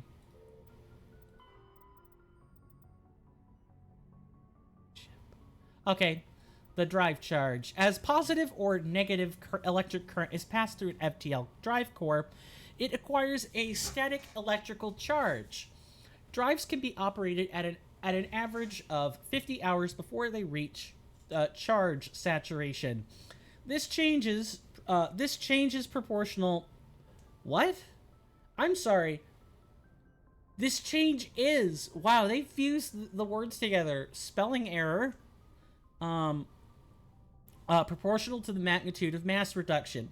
A heavier or faster ship reaches saturation more quickly. If the charge is allowed to build, the core will discharge into the hull of the ship. All undergrounded crew members are fried to a crisp. All electronic systems are burned out, and metal bulkheads may be melted and fused together. The safest way to discharge a core is to land on a planet and establish a connection to the ground, like a lightning rod. Larger vessels like dreadnoughts cannot land and must discharge into a planetary magnetic field. The ship passes the charge from the drive core to the exterior armored hull, then dives into the magnetic field. As the hull discharges, sheets of lightning jump away into the field, creating beautiful auroral displays on the planet. The ship must retract its sensors and weapons while dumping charge to prevent damage, leaving it blind and helpless. Discharging at a moon with a weak magnetic field can take days. Discharging into the powerful field of a gas giant may require less than an hour. Deep space facilities such as the Citadel often have special discharge facilities for visiting ships. And combat endurance. Heat limits the strength and intensity of ship-to-ship combat. Starships generate enormous heat when they fire high-energy weapons. Ow. I'm biting my tongue all the time. Perform maneuvering burns and run onboard combat electronics. In combat, warships produce heat more quickly than they can disperse it. As heat builds within a vessel, the crewed spaces become increasingly uncomfortable. Before the heat reaches lethal levels, a ship must win or retreat by entering FTL. After an FTL run, the ship halts, shuts down non-essential systems, and activates the heat radiation gear. Combat endurance varies by ship design and by the battle's location. Battles in the deep cold of Interstellar state, Interstellar? That's what I would like to call the new movie starring, Matthew McConaughey, Interstellar. He's a high school spelling bee coach who has to travel from planet to planet in search for kids who want to become English majors. Interstellar. Where is it? Interstellar space could go on for some time. Engagements close to a star are brief. Since habitable worlds are usually close to a star, battles over them are frantic. What else? Technology. Bionic implants and amplifiers only provide the potential to create coherent mass effect fields. Whether biotics can actually do so is largely determined by their training. Biotics must develop conscious control over their nervous systems, sending specific electrical impulses to the element 0 nodules embedded in their nerves. They are taught to use their implants and amps with biofeedback devices and physical mnemonics. Specific gestures or muscle movements fire the proper sequence of nerves to activate a certain skill. Kinetics Industries pioneered biotic training with the Biotic Acclimation and Temperance Training Program, BAT. Although BAT did not achieve the desired results, many techniques taught are still used today. Many human think tanks are trying to develop some form of biotic super soldier. Most are benign efforts to create more flexible troops. Others, less publicly known, are unapologetic attempts to create a Nietzschean Superman. Wow, we've learned a lot, haven't we? And it is about time for... What do we still have? The assault.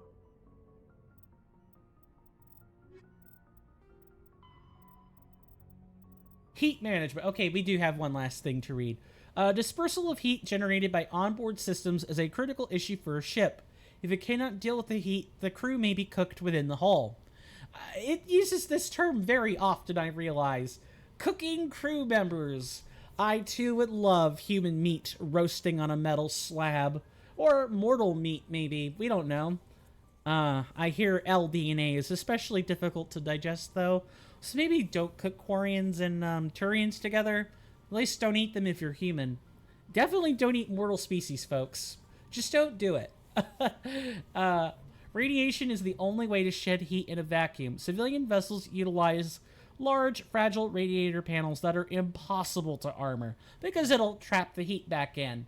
Warships use diffuse radiator arrays, DRA, ceramic strips along the exterior of the armored hull. These make the ships appear striped to thermographic sensors. Since the arrangement of the strips depends on the internal configuration of the ship, the patterns for each vessel are unique and striking. On older ships, the DRA strips could become red or white hot. Dubbed tiger stripes or war paint by humans, the glowing DRA had a psychological impact on pirates and irregular forces. Strip radiators are not as efficient as panels, but if damaged by enemy fire, the ship only loses a small portion of its total radiation capacity. In most cases, a vessel's DRA alone allows it to cruise with no difficulties. Operations deep within a solar system can cause problems. A ship engaged in combat can produce titanic amounts of heat from maneuvering burns and weapons fire. When fighting in a high heat environment, warships employ high efficiency droplet heat sinks. In a droplet system, tanks of liquid sodium or lithium absorb heat from within the ship. Thermodynamics. I love this stuff. The liquid is vented from spray nozzles near the bow as a thin sheet of millions of micrometer scale droplets. The droplets are caught at the stern and recycled into the system. A droplet sink can sink 10 to 100 times as much heat as DRA strips. There's probably a combination of systems that are used here to vent heat, if I had to guess. Droplet sheets resemble a surface ship's wake through the water. The wake peels out in sharp turns, spreading a fan of droplets as the ship changes vectors and leaves the coolant behind. Ooh, I wonder if you could trace that. That would be curious to find out. Well. It is break time. And then after that, we could go to our next planet. Yay! We're gonna do just that.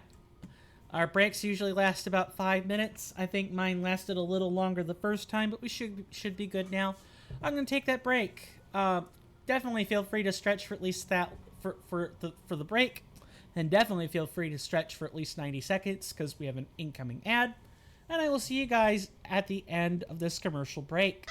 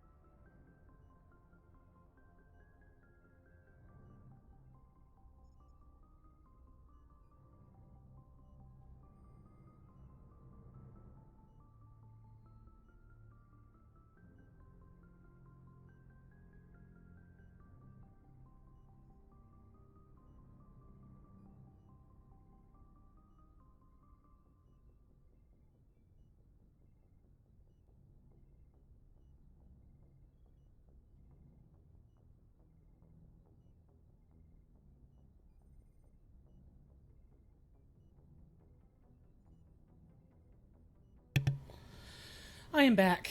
I am so sorry about that. It took me a little bit longer to get everything in order. I had to go get a new drink. That took me a little bit longer. We're gonna make a new save, because of course we are. Because that's just the type of save scummer that I am. Now we're going to go and we're gonna head back down to the weapons locker. And we're gonna level everyone up. Because we did get a level up. We distributed our talent points, so we need to distribute theirs. How's everyone handling their breaks so far?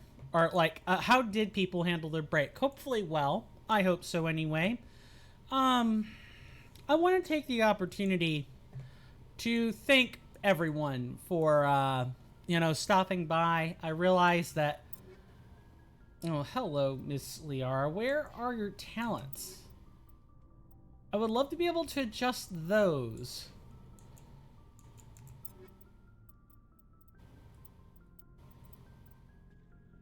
Okay. Can't really worry about that right this second. I'm really surprised that I can't adjust these. I'm just so floored by that. We're gonna make sure you have good weapons, though. We're gonna treat Liara like a standard average psionic user. Or biotic. We're going to make sure she's got good weapons.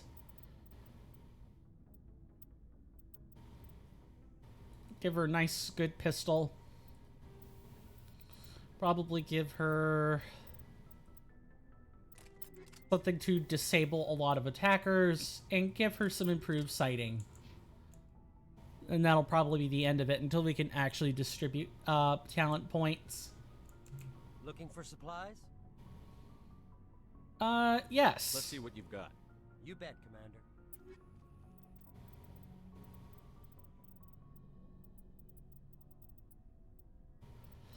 18,000 credits. That's enough to get some stuff. It ain't enough to get a whole bunch. We can't get the Avenger. Let's compare what we've got. Better accuracy, lower heat sink. I really wonder about the heat sinks. Maybe we could get some sort of comparison or something. Let's sort these by type then. Compare. Yep.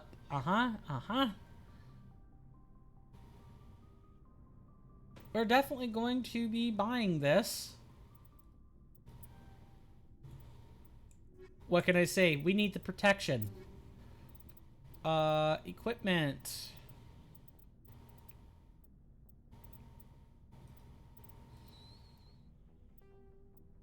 Installed upgrades? Yes, please. Oh, that's nice. You used to have to, like, manually undo it before. At least according to my memory. Alright, now we unfortunately can't level up any further. New save. And this here should be the engine room, which means we should actually probably be headed back up now. I'm just surprised there's no way to adjust your squad mates like talent points. I didn't even finish my last train of thought. How terribly rude of me. I do want to thank everyone for being here. I appreciate it. Whether you're lurking or something else is going on, or you're actively listening. Thank you. I appreciate it.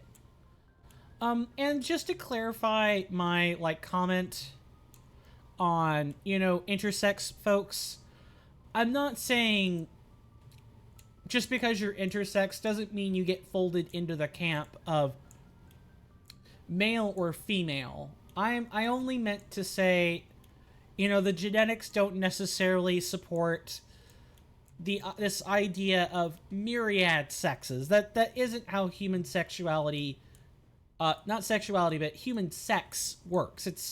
It's a binary. You're either, it might be a spectrum, but it still has two endpoints. You're either male, female, or you're somewhere between those two things. But regardless of whatever, intersex designation you actually have, like how many chromosomes you have and which genes are active, you still deserve your rights and equal treatment. You deserve all of that and so much more.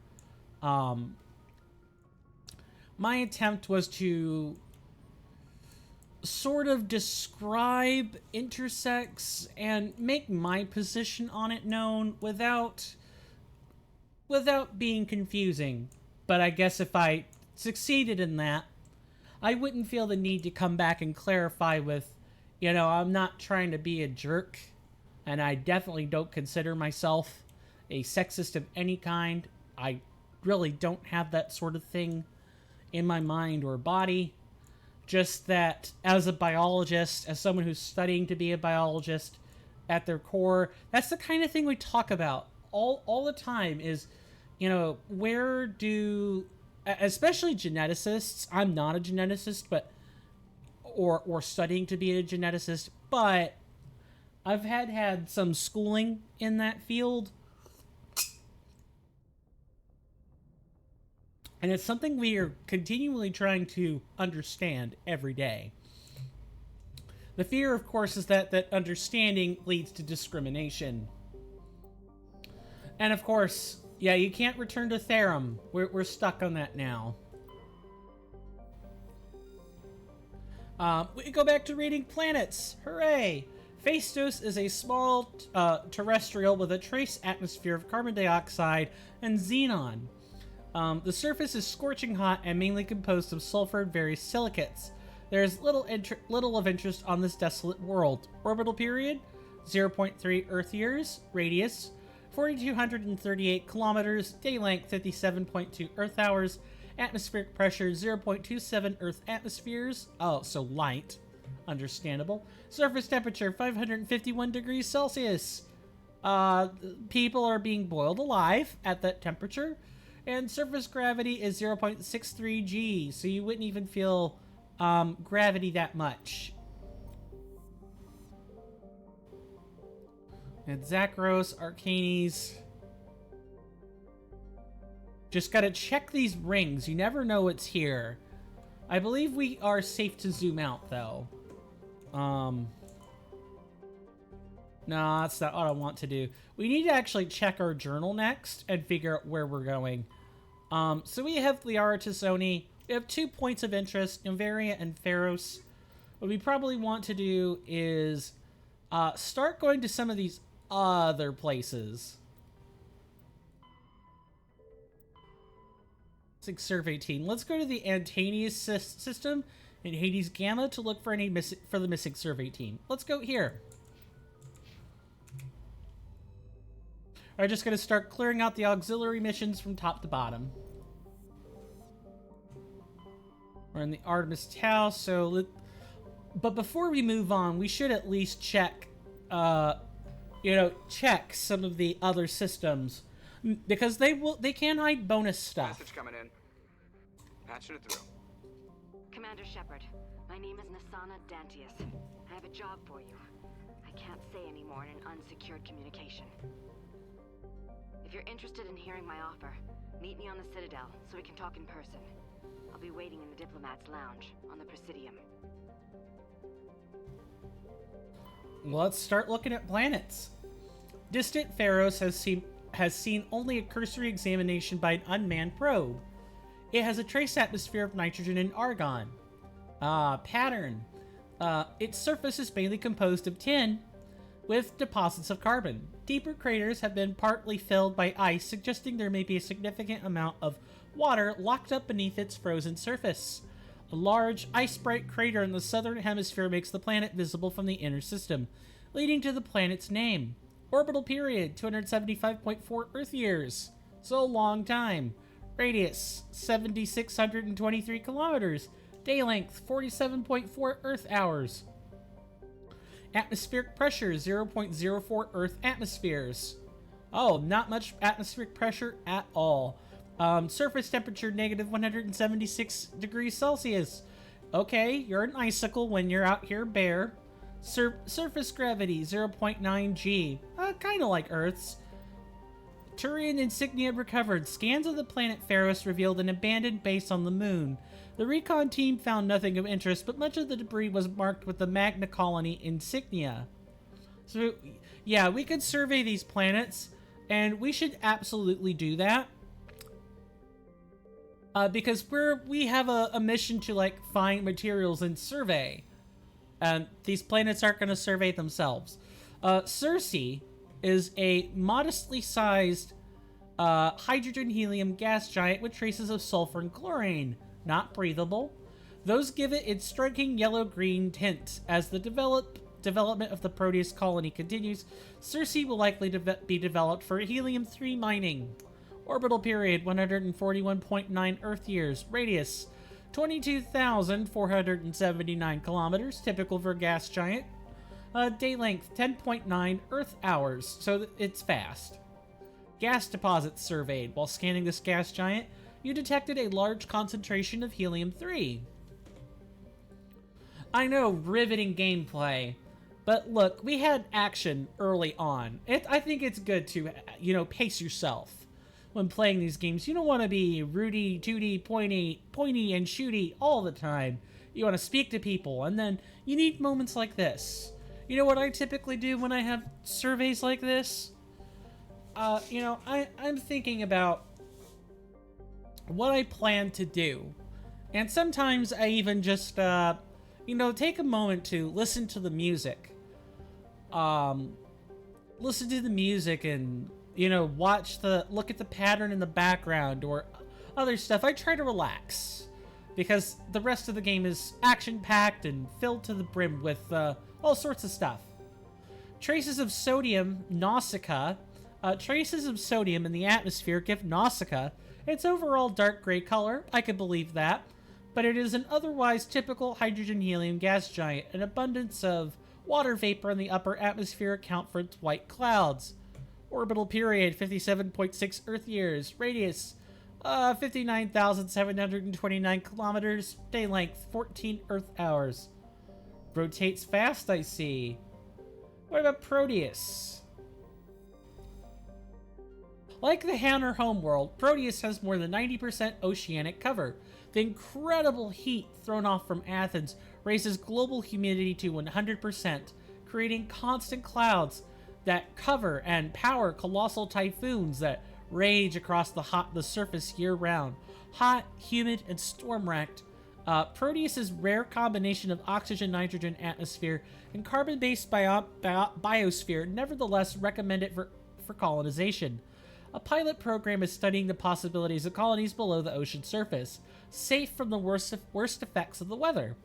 Colony founded 2179, population 12,470, capital Ithaca, orbital period 4.9 Earth years, radius 10,210 kilometers, day length 51.4 Earth hours, atmospheric pressure 1.21 Earth atmospheres.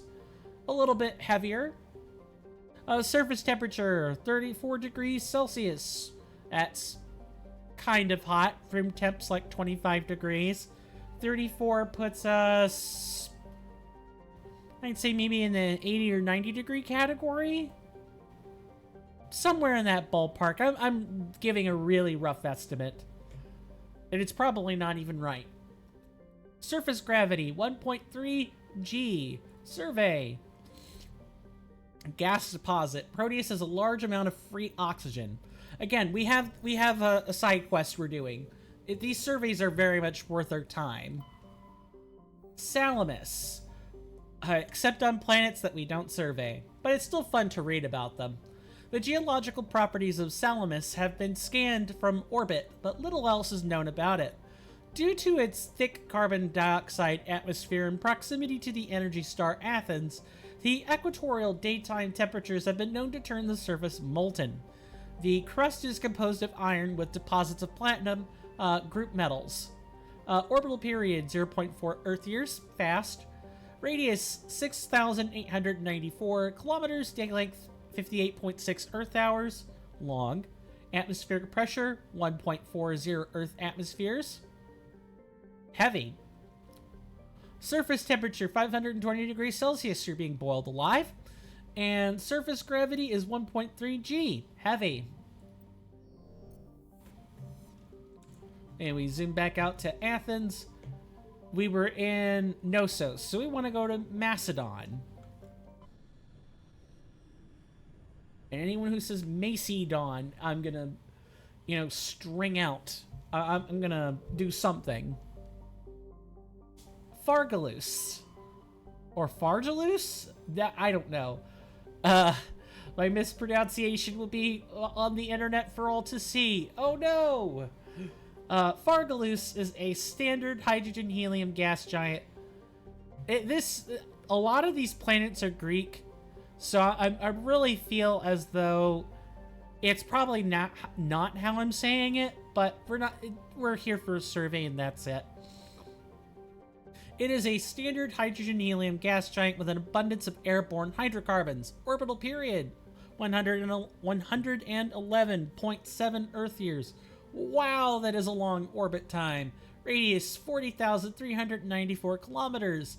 A day length of 19.1 Earth hours. Fast internal rotation then. Survey says, scans from orbit have detected a large concentration of xenon. Zoom back out. Scan these rings. Ah! Glad I did. Last one didn't have any rings. This one does. We have a metallic asteroid. A metal-rich asteroid.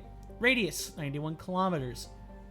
Light metal surveyed. While scanning this asteroid field in the Artemis Tau cluster, you detect a large deposit of titanium. Good. Patavig.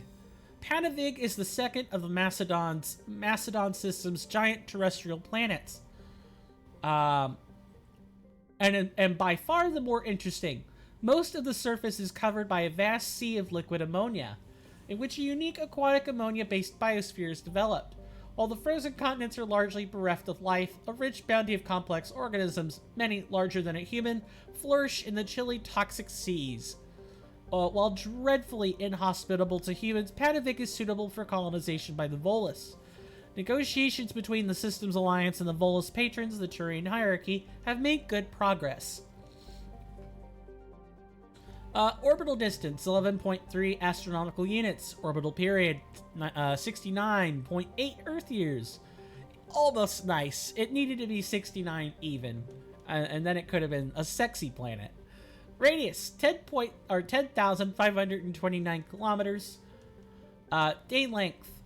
If I wanted to say 10.529, I would need to call it megameters instead of kilometers. Day length, 30.4 Earth hours. Atmospheric pressure, 22.4 Earth atmospheres. Surface temperature, negative 130 degrees Celsius. It's cold. Surface gravity, 1.6 G. That's pretty heavy. Alright, how about Porolin? We can survey it. Porolin is an enormous terrestrial planet, half again the size of Earth. Despite its thick atmosphere, the weak output of the red dwarf Macedon leaves its surface biting cold. The crust is mainly composed of silica, but significant deposits of iron and other industrial metals are present. These lodes may prove rich enough to be profitably mined, despite the heavy gravity. Orbital period, 21 Earth years. Radius, 9,749 kilometers. Day length, 45.4 Earth hours. Atmospheric pressure, 1.4 Earth atmospheres. Surface temperature, negative 197 degrees Celsius. You're frozen icicle, bud. Surface gravity, 1.5 G. Survey says... Oh, this one's interesting. You were scanning the planet Porolin when a strange signal came from orbit. Navigator Presley determined the signal was from an ancient beacon. Your salvage team brought the beacon aboard and found one of Matriarch Dillanaga's writings in its storage compartment. Cool. And, Shargilla. Okay. We can land here? Whoa! Okay. Warning, level 1 pressure hazard. Shargilla has a very dense atmosphere of ammonia and oxygen. Its temperate surface is mainly composed of alumina with deposits of sulfur. Comm buoys in the system have recently logged a number of unregistered vessels operating nearby. Sharjala has an extensive silicon-based oxygen-breathing ecology. Heavily populated areas are covered with fine silicon dioxide dust, the respiratory byproduct of the world's higher animal forms. High-speed surface winds, often laden with abrasive silica dust, present a hazard. An area with a wind deposits a great deal of silica. Footing can be treacherous because it's kind of slippery. EVAs are discouraged. 1.0 Earth years. Oh, it has the exact same orbital period we have. Radius 5,693 kilometers. Day length 40.6 Earth hours. Atmospheric pressure 39.16 Earth atmospheres. Wow, that is a lot of atmospheric pressure. I'm not surprised. Surface temperature 25 degrees Celsius. Hey, outside of the pressure, like, oh wow, that's a nice temperature. Surface gravity 0.9 G. Hey, we can land here.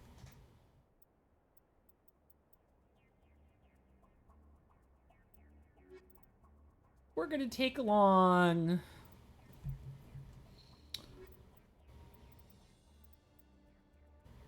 Let's take along Urdnot, Rex, and Liara Tassoni. Let's examine the squad.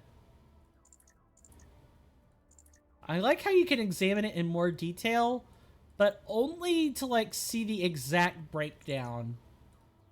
Alright. Let's accept these changes. We need to stat up Leona anyway. Leona? Liara. Wow, I cannot talk. Awful.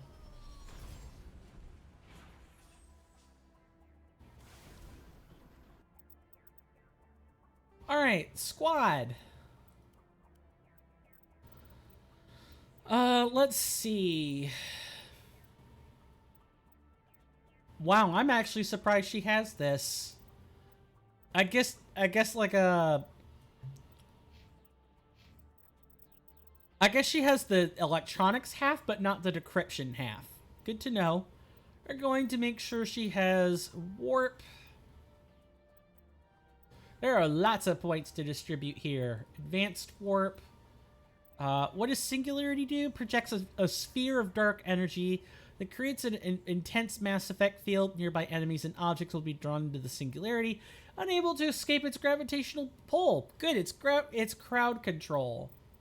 So we definitely want this. And then we want...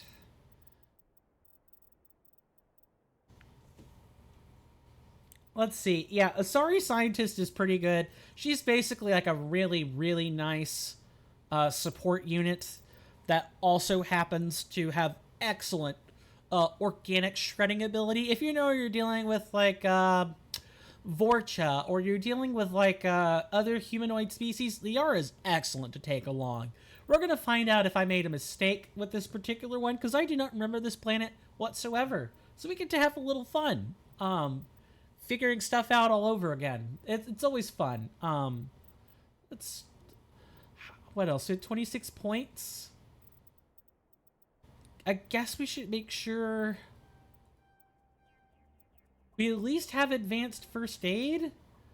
And then we want to unlock stasis.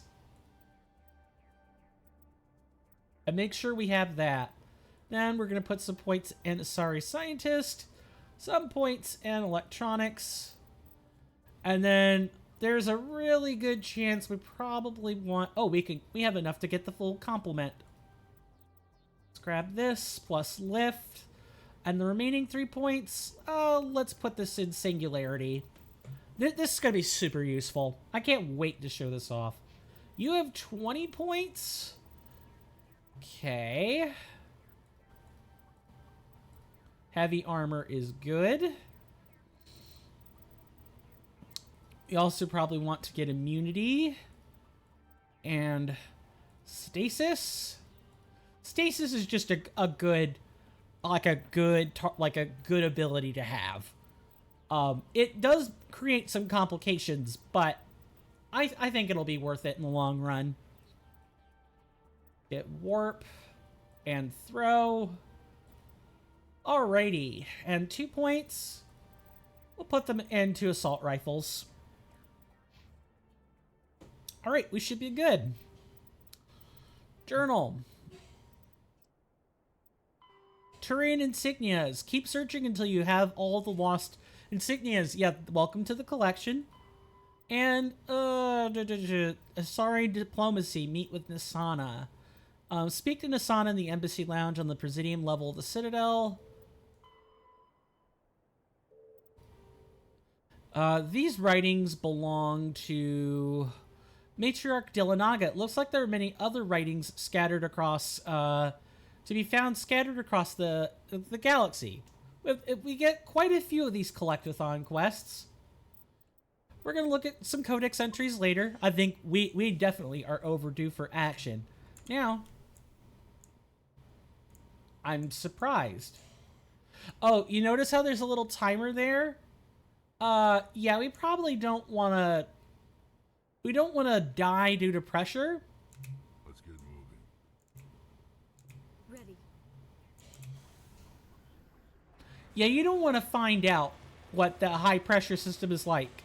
Now, let's go to the Mako. I'm fairly sure you just die if you, how's our map looking? Okay. Good, good. Anomaly. We have debris. Let's go to the debris first. And let's go nice and fast. The Mako's usually pretty good fun. I like the Mako. It's not for everybody. There are definitely control issues with it. But you can learn to love the Mako if you put enough time and effort into it. Or at the very least, you can learn to not hate it. You can say, this thing is clearly flawed. But I could find some parts in it that are good, clean fun. What is that? I also find the Mako missions kind of weirdly relaxing in that way. Let's not go around shooting up. What is this?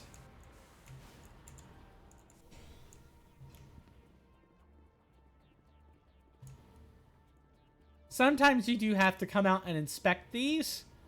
Sometimes there will be codex entries on it. Let's get into the Mako before we die. Let's go beyond. Make sure I'm just headed the right way. Let's see what lies at the end of this.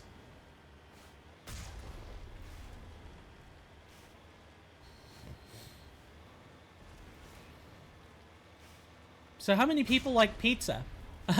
I know, random off-the-wall topic, but I'm genuinely curious. Pizza is one of those food groups, God, food types that could be really quite healthy if you know how to make it right. I had like a fruit and peanut butter pizza one time. Oh, it was super delicious. Wait, I couldn't inspect this before. Why can I inspect it now? Game? Yeah, sometimes you don't get the inspection prompt until a little bit later. Just kind of have to deal with it. Ooh, bypass.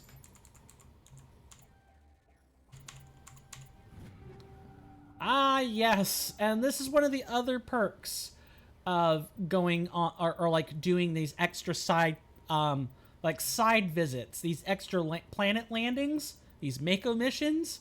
You get other sweet goodies. I do not know what the high caliber barrel is, so we're gonna go to the equipment and... Oh, we almost had it. High caliber barrel, large round, fires large rounds for more damage, but the rate of fire is slowed, and the weapon overheats more quickly. Useful for shotguns. Probably a very good shotgun mod, and not good for much else. Alright, let's get back in before we, get crushed.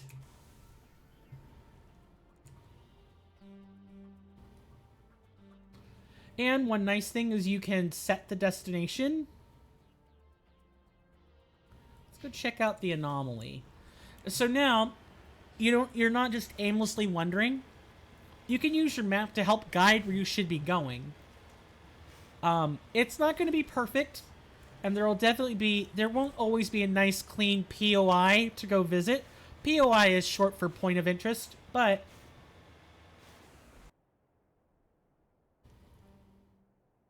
just a matter of figuring out the appropriate level of zoom. You won't always have nice clean POIs to go visit, but I think you'll get a very good... If you use your map, it's one less frustrating thing you'll have to deal with when on these Mako missions. Because again, they're definitely not everyone's cup of tea. Not everyone likes them. And knowing how to use your tools to your advantage will just make the process of going through these Mako missions a little more bearable. You know? A little more bearable. Perhaps they won't be quite as bad for you as, say, my sibling.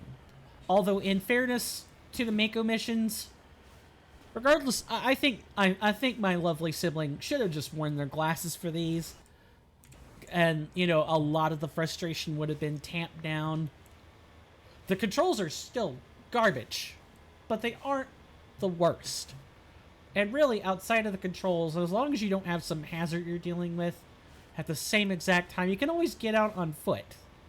I don't recommend it for a Mako mission, you know, unless you know exactly where you're going. But it can be, you can go on foot. I just really don't recommend it. What about these? Here's where the anomaly is. We're gonna have to go inspect stuff.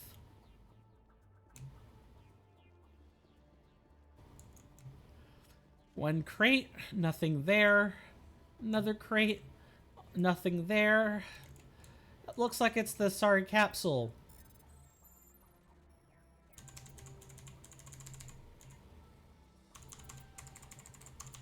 There we go. Matriarch's writings recovered. It's not clear who lived here, but it appears to have been abandoned for some time. The container in the tent held, among other things, one of Matriarch Dillanaga's writings. Cool. Now we're gonna get into the Mako before...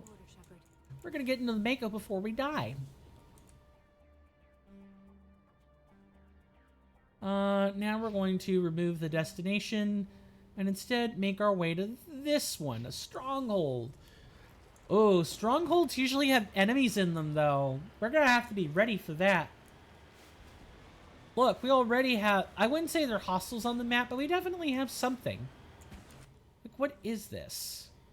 It's not marked on the map either, so we kind of just have to investigate, don't we? Yeah, Mako missions are super fun. I really like them. I can't remember the last time I had an extra vehicular mission that was actually... I could say that, but... Oh, hello. Let's survey this. Why are we decrypting a mineral? What? We shouldn't be playing a decryption game for minerals. That's... okay. Wow, that is dumb. But it is surveyed. And we've successfully surveyed a large deposit of thorium. I believe thorium is radioactive, if I remember correctly. And of course, I do not remember my metals chemistry that well. Look, I'm a biologist. I mostly focus on... I'm studying to be a biologist. I'm mostly focused on, like, 10 to 12 different things, with traces of everything else. You have, carbon, oxygen, nitrogen, chlorine, not especially chlorine, phosphorus, sulfur, iron, magnesium, sodium, and yeah, and a little bit of selenium, but most of what I know is essentially limited to like the first 6 that I've stated. Hello, enemy group. What do we have here? And the Mako has... Yeah, this, like, jumping in the Mako is awful. That I will definitely agree with my sibling on. It is awful. Now, what do we have up here? First, a save is required. Hello.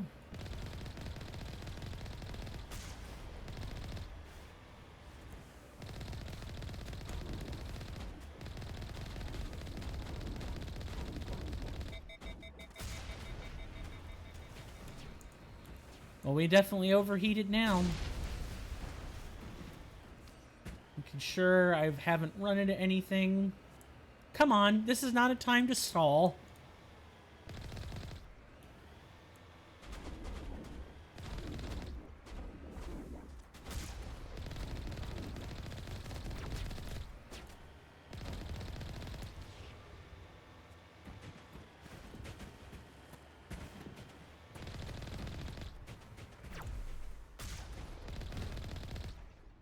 Well, there we go. See what I mean? 340 credits just for taking out a whole bunch of enemies. That's good stuff.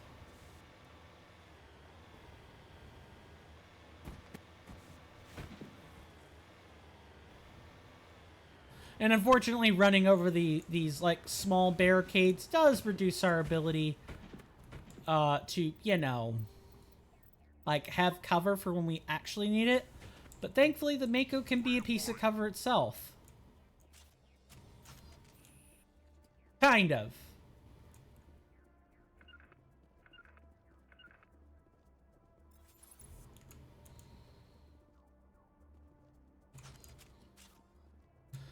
Enter the building. Children. I couldn't help but think about Three Dog when I said that. That's a character from Fallout 3. Hello, make a new save.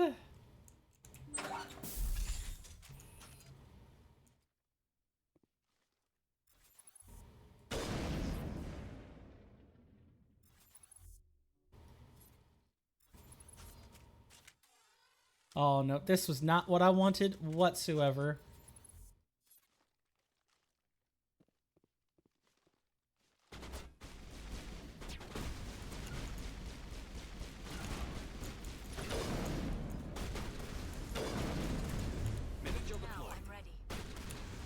Okay, we are putting a singularity here, and we're going to warp you, and I'm going to overload you.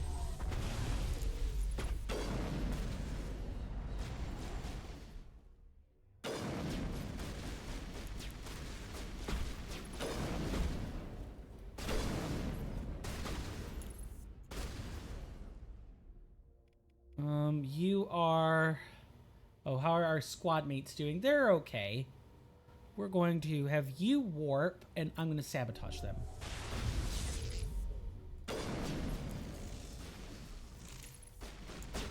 Still got some enemies to clear out. What do we have? Nope. There is a Solarian who's probably going to run around the back. But never mind, there's only one way into or out of the point.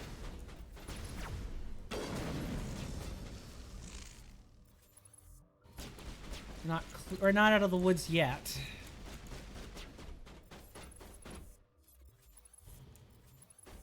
There's one.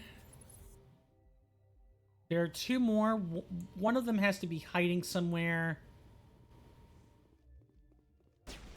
Yep. And the other one's gotta be... Oh, okay, over here. Sorry, Slaver. I thought your kind didn't really engage in this sort of behavior. Liara, please explain. Alright. You're headed up here. Yeah, you're headed up there. We're gonna throw a grenade. That's not what I wanted to do. Is it? It's not H. G for grenade.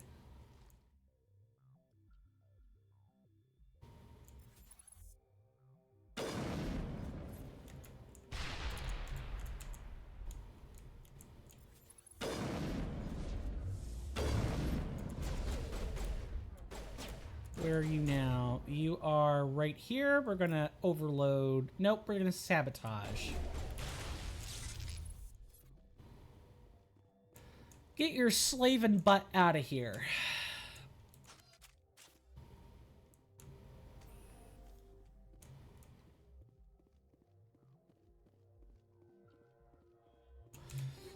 Time to take the spoils. We don't have to worry about high pressure in here, which is at least partially a good thing, right? I'd like to think so anyway. I really don't remember what's here. In all fairness, maybe we'll find... Maybe it's just a place to find treasure? I say treasure, but really, I should think of it more like useful gear and not treasure. Come on, what is this, D&D? Or maybe I should maybe treasure is a fine word. I don't know.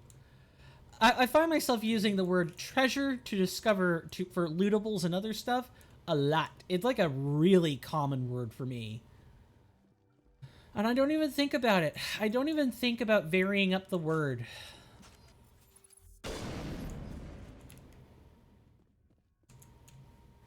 Like at all. Does anyone else have like a word that they know it's in their lexicon? Wait, we can vault? Really? I would never have guessed.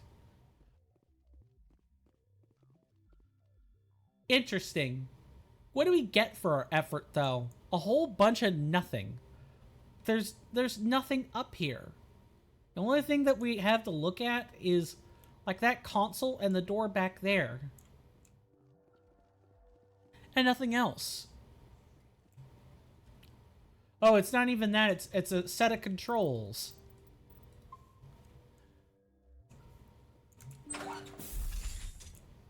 Oh, hello. I know we just saved. We're saving again. These are hard decryptions, folks.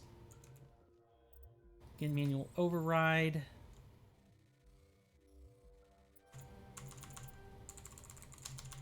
There we go. Nice. Third heat sink. You discovered evidence that the Asari leading the slavers and Nasana Dantius, an important ambassador on the Citadel, are sisters. You should return to the Presidium and confront Nasana with this. Wait, weren't we, like, didn't Nasana ask to, like, come talk to us? Oh, no. Let's override this. Uh-oh.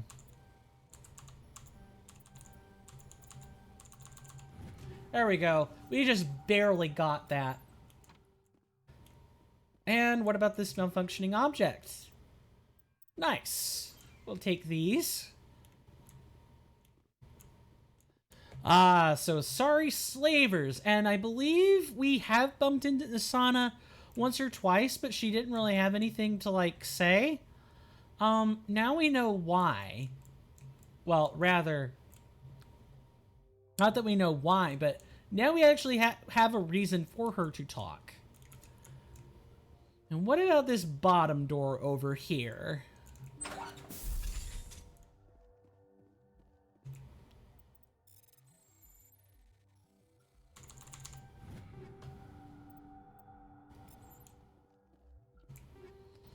Oh, yeah. You see what I mean about gear? Like treasure? Loot? Yes, we get all the shinies. All of the shinies. Absolutely all the shinies. I am a sucker for shiny stuff. Kind of. In real life, I guess probably not. Although I would at least be allured to it. Low. So we can climb. I just didn't think I could. I think we already got the med gel, though. We're gonna use a bit of that. Use that Metagel. And exit the building.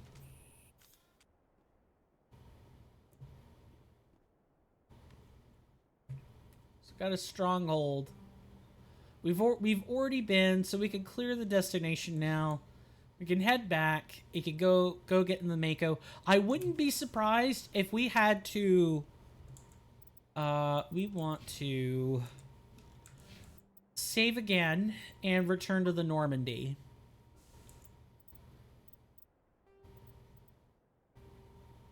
Named Dahlia Dantius. According to datapad found in Dahlia's body, her sister Nasana is a diplomat on the Citadel. Dahlia was evidently blackmailing Nasana by threatening to reveal her own existence and ruin Nasana's career. Nasana will want to hear the news that her sister is dead. We do not have Dahlia. Oh, we do have that. It's a data pad. Save again. And we're gonna return to the Normandy. We don't need to be here anymore. We got what we wanted. Now we're gonna make a return trip back to the Citadel. We're going to zoom out. Shargila was the last planet. We still have Sparta to examine, but we will come back. We will come back to it. What we want to do right now is go back to the Citadel.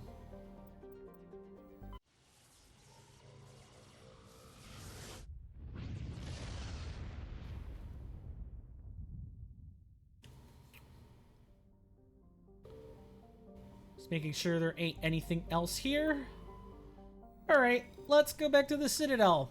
This will be a nice change of pace. And luckily they don't make us have to, you know, identify ourselves each time. That's pretty nice.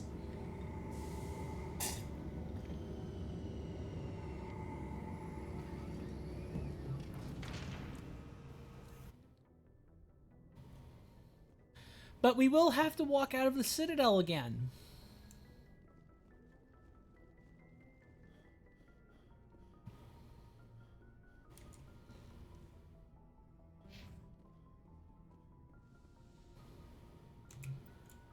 And we're going to take...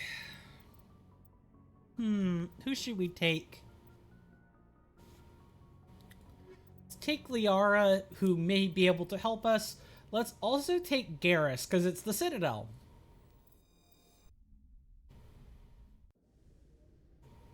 Equalizing interior pressure with exterior atmosphere. Logged. The commanding officer is ashore. Exo Presley has the deck. I used to have an office here. Spent half my time doing paperwork. Liara? Though, she's like... Did you know Citadel Security is the largest multi-species law enforcement agency in Council space? Nice fact. We're gonna save again. I am such a bad save scummer. Hello, Rear Admiral Mikhailovich. Rear Admiral Mihailovic, 5th Fleet. Commander Shepard, SSV Normandy. You don't know who I am, do you, Commander?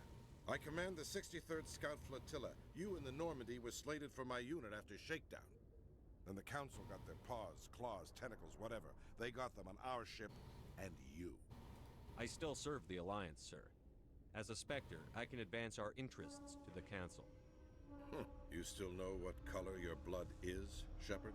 I don't begrudge the politician's decision to throw you to the Council. It's an opportunity.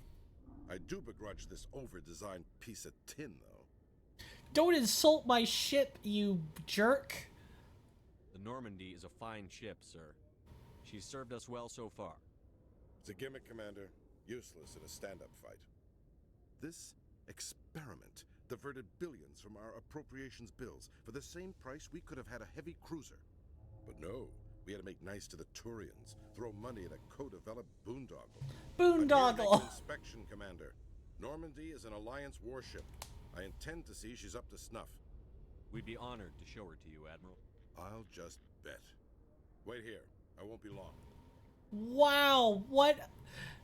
Commander, I'm not happy. I see the Turians aren't the only kind of people with a bent stick up their butt. You two also have one, Mikhailovich. I'm sorry to hear that, sir. Who designed that CIC? Putting the commander aft of everyone else is inefficient. What if he needs to discuss with the operators toward the bow? Modified Turian style. They prefer commanders looking over their subordinates rather than in the middle of them. We wanted to see how effectively they can command with that setup. Reasonable goal, but they should have studied that in a lab rather than on a frontline warship.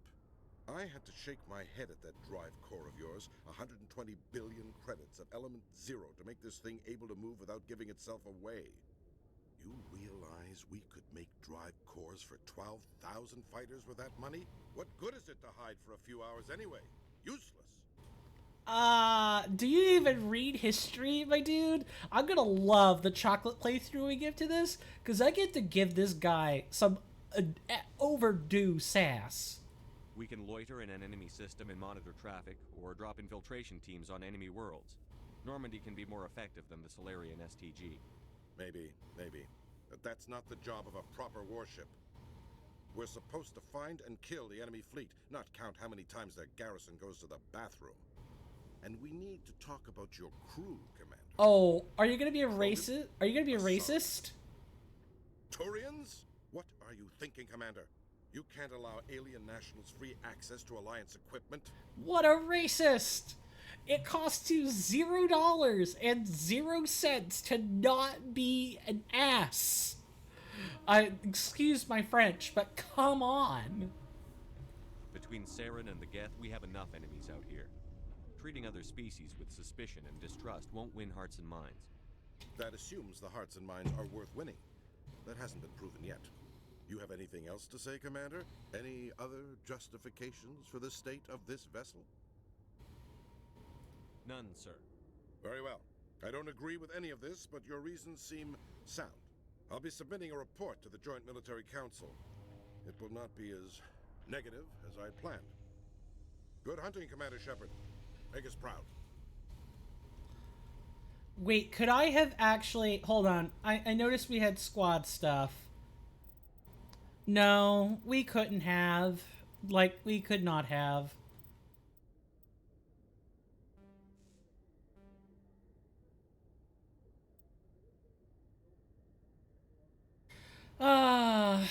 Well, that's what happens when you don't have Paragon points, people. You just lose out on just so much. Garrus, you have 12 points. Let's try to make you a better person, let's say. Alright, we're going to... what do we do?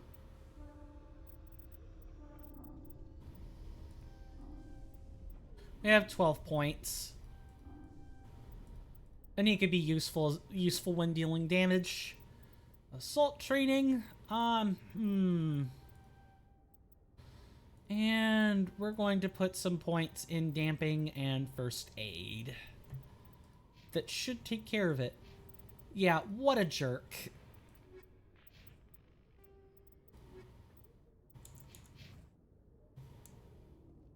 What a jerk. Hello, Normandy. Expect the weapons. We get a codex. Cool. I think our plan is to... Binary Helix has settled out of court with a Krogan group that had accused the Genetics Corporation of fraud. The Krogan group had contracted Binary Helix to perform studies with a long-range goal of curing their genetic sterilization. The group later sued for a return of investment money when the study produced no viable results.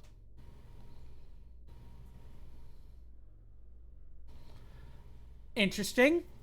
So our plan is to go to CSEC. I think... Oh, hell... Commander Shepard? Oh, no. Oh, no. I hate this woman. Whatever. Let's get this over with, Khalisah Al-Jalani. Al-Gelatin. Khalisah been seen in Al-Jalani, Westerland News. Would you answer a few questions for our viewers? What do you want to know? You've been given a unique position to represent our race. People want to get a sense of how you'll do that.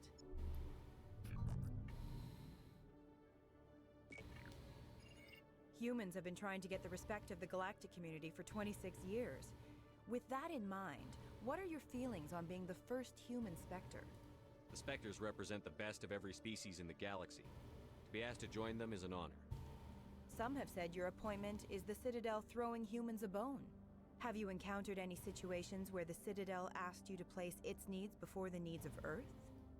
The Council is concerned with the needs of the whole galactic community. We're part of that community now. Our needs are on their agenda, but we're one of many. You really do believe that, don't you? You've been given command of an advanced human warship for your missions. Is there anything you'd like to say about it? Actually, the Normandy was co-developed by human and Turian engineers. Its design incorporates many innovations, all of which are classified, I'm afraid. So the Turians have knowledge of the Normandy that is being kept secret from the Alliance public? Do you think it was appropriate to hand Earth's most advanced warship over to the Citadel? I wasn't aware it had been handed over to anyone. I'm in command, and last I checked, I'm human. Same goes for my crew. Human, yes, but you do work for the Citadel now, Commander. One last question, Commander. Rumors back home say you're tracking a rogue Spectre named Saren. Do you have any comment on that? Saren instigated the attack on our colony at Eden Prime. Once his involvement was proven to the Council, I was assigned to bring him in. That's surprising, Commander. The official line says Eden Prime was attacked by rogue synthetics. Good luck in your mission. Thank you for your time, Commander Shepard. She just looks like the quintessential Karen. I don't know how else to say it. She just looks like a horrible person. Granted, I should not be making judgments based on character, but I know a few more things about Miss Reporter than everyone else does at the moment. She is an awful person. She's not terrible, but she is awful. I reserve the mark of, terrible for, well, people like Saren, who are actually legitimately awful human beings. I was about to say awful human beings, but then I remembered Saren is a Turian, so an awful mortal person.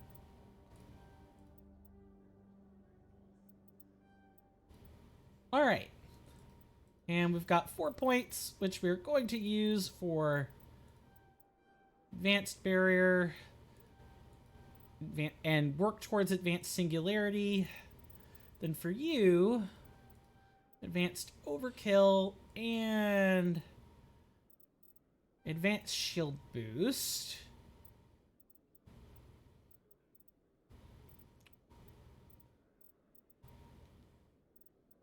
And we'll go for that last point in Turian Agent. Save again. I did want to try. So are you just the same? You have a slightly different face, but you do have the same model. Okay, we're gonna take our break, our last break, for the day, and when we return, we're gonna go try to find Asani, hopefully somewhere in the Presidium, and tell her about her sister. You know, how that all panned out. Alrighty. You guys know the deal about these intermissions, so I will just simply see you after the break.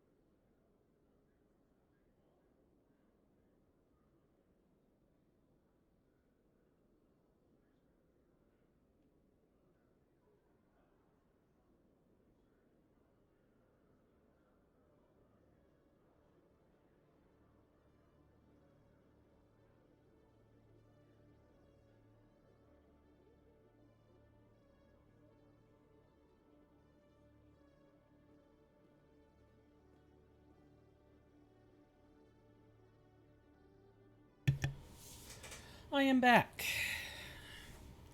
So sorry about that.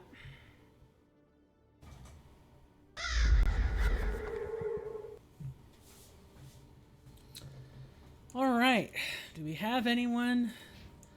Let's see, how many credits do we have? 29k? That's enough to buy a couple of things, but really, we're just going to take the rapid transit and go to the Presidium. Let's see, probably... Probably the embassies. Let's just start there.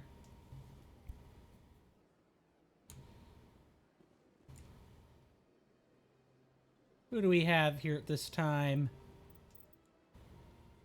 Good. I'm glad I picked the right place. So we have to head to the embassy lounge. Any new happenings, receptionist? I can help you with, Commander.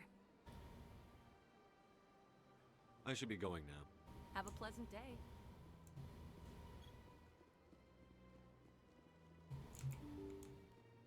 Hopefully Nasana is not going to be too upset with her dead sister. I know that sounds a little callous and cruel, but, you know, she is a slaver. She was doing awful things. But family is family. This place seems strange. Wish there were more humans around. Where is Miss Nasana? Right over here. Commander Shepard, I am Nasana Dantius. I'm glad you're here. I must talk to you about my sister Dahlia. She's been kidnapped by slavers. Dahlia's dead, Nasana, and I know she was blackmailing you. And I was all set to try to manipulate you into hunting her down for me. But I guess that won't be necessary now, will it? You wanted your sister dead? If people found out my sister was a criminal, I'd be considered a security risk. They'd revoke my clearance, or place me on administrative leave until she was apprehended. I shall transfer a little something into your account as a token of my appreciation. I'm sure you'll find the amount satisfactory. You're a diplomat on her way up the ranks. It could be handy to have a Spectre who owes you a favor. You make a good point. Anyone can come up with credits, but I can give you authorization to purchase prototype Asari mods. I will get you added to our manufacturer's preferred client list. I think you'd be very interested in what they have available. Goodbye, Shepard. It has been a pleasure doing business with you. So I guess by doing that first, you typically shortcut that. I might have to go back and just go talk to her in the chocolate playthrough and figure out, oh, hey, what's this all about now? Hello, Commander. Can I get you something? What have you got? Information, mostly. Would you like to know about some points of interest nearby? Goodbye. I'd like you to So long, serve Commander. drinks. Have a pleasant day.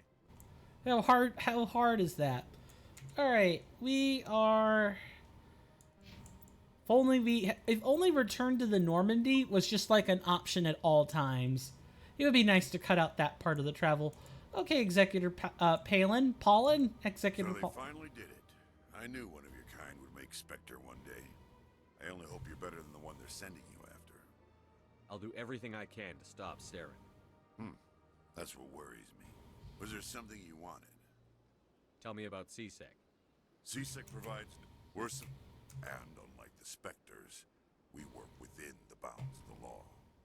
I'll be going now. Goodbye,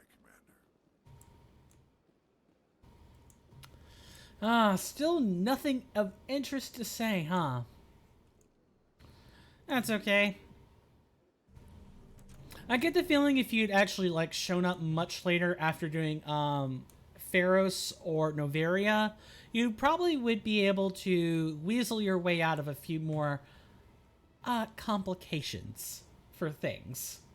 Especially that rear admiral, that I did not know. I'd completely forgotten.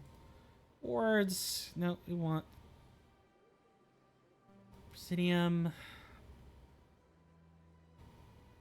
Words access.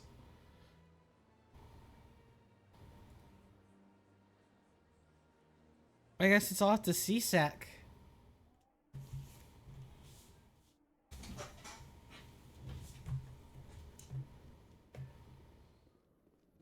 And back to the docking In bay. breaking news, Chairman Burns of the Parliament Subcommittee on Transhuman Studies has been kidnapped by biotic extremists.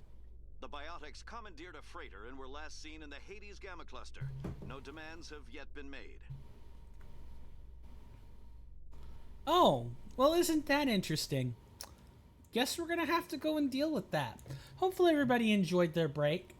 If you would like more of the content, of this kind of content, make sure you leave a follow. It really lets me know you like the content. Stand by, shore party. Contamination in progress. And, you know, I'm going to do this because my patrons and subs have voted for this, Commanding but... officer is aboard. Exo Presley stands relieved. And if you want to be part of that process, like when we vote on games and stuff, definitely consider, I mean, a Twitch Prime sub will get you into get your foot in the door. It lets you get into the Discord. We're mostly kind of a quiet community. But if you want, like, actual voting power, a tier 1 sub is what's going to do it for you. And I believe I have the Patreon, rewards tiered at about the same amount. So just, you know... Why am I going here? I need to be back up on the deck anyway.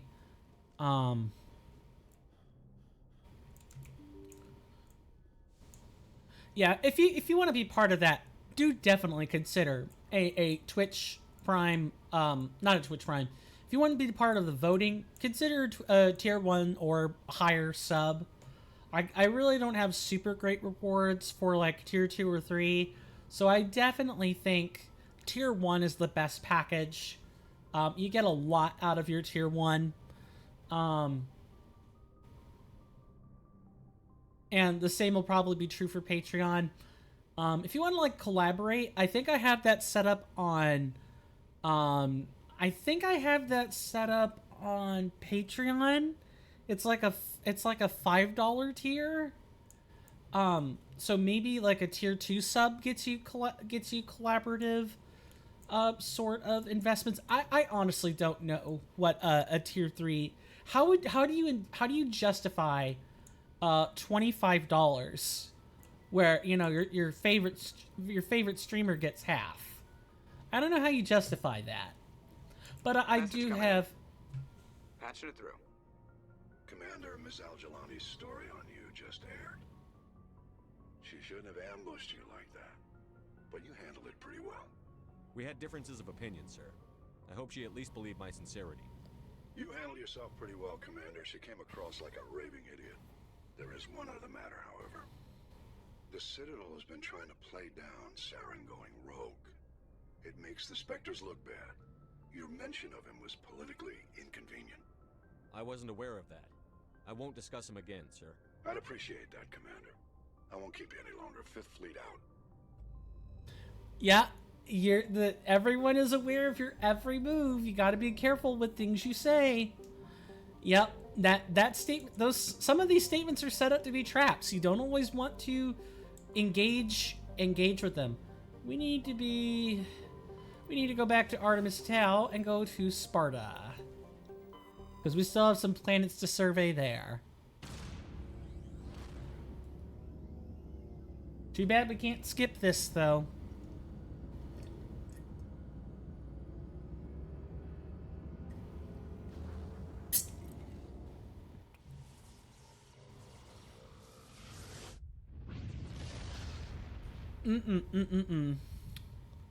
Yeah, Al-Gelatin is like bad news. If you see her, run. Don't let her take a report on you. She's one of those we call them muckrakers or yellow belly reporters. I don't know which one. There's a term for this sort of thing. Alsages. Small distant Alsages is a small terrestrial with a trace atmosphere of methane and argon. The surface is composed of water, ice, and calcium, with occasional deposits of light metals. During the Alliance's pirate suppression campaign in the 2160s, the Batarian Eluum Ran Para Ron Pera was caught with his frigate Tuneron grounded on Alsages for drive discharge. When challenged by the cruiser Hyderabad, Ron Pera refused to surrender.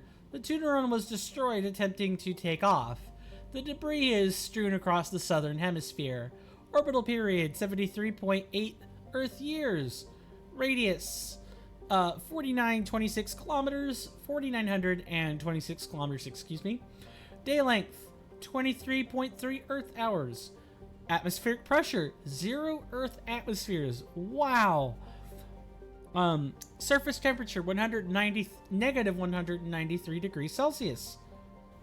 You're getting frozen. Surface gravity 0.7 G. Scans from orbit have detected a small deposit of plutonium. Radioactive elements. Gotta love it. Alright, survey this ring.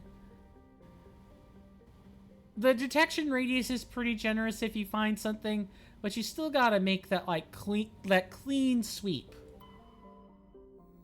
Anomalka is a large hydrogen-helium gas giant with traces of chlorine and sulfur in the atmosphere. Its massive gravity well tugs many asteroids from the outer belt inward, past the orbit of Altaia and Eldolus, and eventually settle into the inner belt. Anomalka's orbit is congested with hundreds of captured moons. Most last only a few thousand years before being ejected, dragged down in the atmosphere, or ripped apart by tidal forces and added to the gas giant's immense rings. Attempting to navigate this chaotic environment is hazardous at best. Ships without military-grade kinetic barriers are likely to suffer catastrophic impacts. Orbital period 39.1 Earth years. Radius 72,492 kilometers. Day length 17.7 Earth hours. Scans from orbit have detected a large concentration of hydrogen. What about the next one? Altaia, huh? We were just talking about you. Altaia is an unusually large terrestrial world with a trace atmosphere of methane and ammonia. The surface is frozen and mainly composed of sandstone and other sedimentary rocks with deposits of iron and chlorides. Judging by the sedimentary composition of the crust, it appears that Altaia once possessed an atmosphere thick enough to support some form of liquid. What cataclysm stripped the atmosphere and left the planet to freeze is not currently known. Orbital period 18.1 Earth years, radius 11,190 kilometers, day length 47.2 Earth hours, atmospheric pressure 0.20 Earth atmospheres, surface temperature negative 136 degrees Celsius, surface gravity 1.7 Gs. Wow. What a gas giant. Commander, I'm picking up a signal from the planet's surface. It looks like an automated distress beacon. Uh-oh. Eldolus is a terrestrial planet with an atmosphere of carbon dioxide and nitrogen. Edolus's surface is covered by wide deserts of silicate sand, with only a few areas of igneous rock highlands to break the abrasive dust-choked wind. Edolus's orbit is congested with debris thrown inwards by the gravity of the gas giant Anomalka. Due to a high rate of meteor impacts, exploration is highly dangerous. Orbital period 2.7 Earth years, radius 5,729 kilometers, day length 50.3 Earth hours, atmospheric pressure 0.8 Earth atmospheres, surface temperature negative 1 degree Celsius, surface gravity 0.87 G.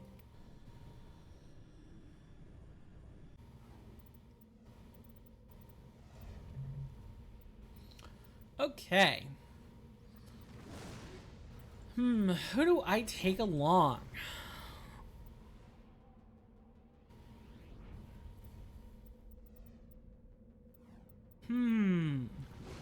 Probably Liara and Ashley.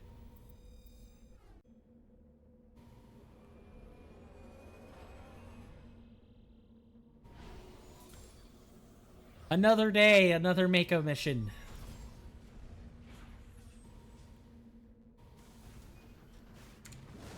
First thing we do is open up our map and make sure we've got everything we need.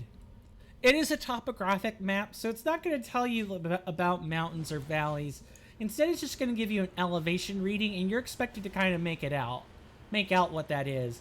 We can sort of guess that we're about to head up a really steep mountain, which we can traverse at least some of.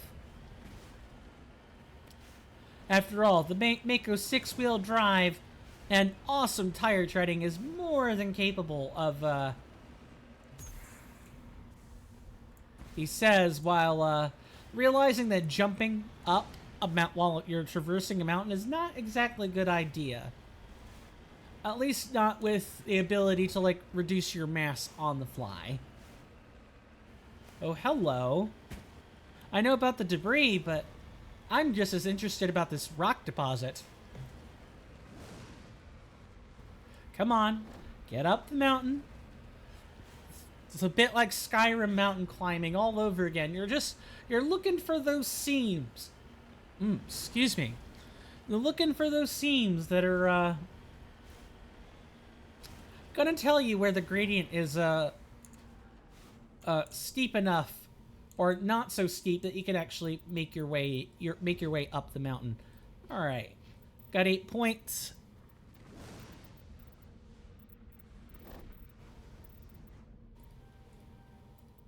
Probably need to put a lot of points into fitness, so that's exactly what we're gonna do. Is that we don't have any points? We don't have any points. All right, save. Why do we still have squad stuff we can do? We still have 2 points? Okay. Save over this.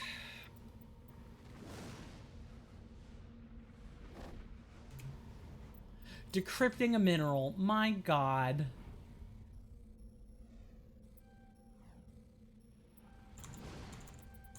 There we go.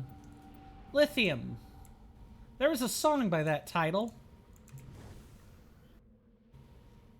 It's an awesome song. Oh, right. We didn't want to remove that marker yet. I love that band, too. Lithium is an awesome song. And boy, is lithium a hell of a drug. The most powerful drugs on this earth have some dangerous side effects. Very dangerous effects. Alright, over here, we're going to salvage this probe. Which is apparently quite hard.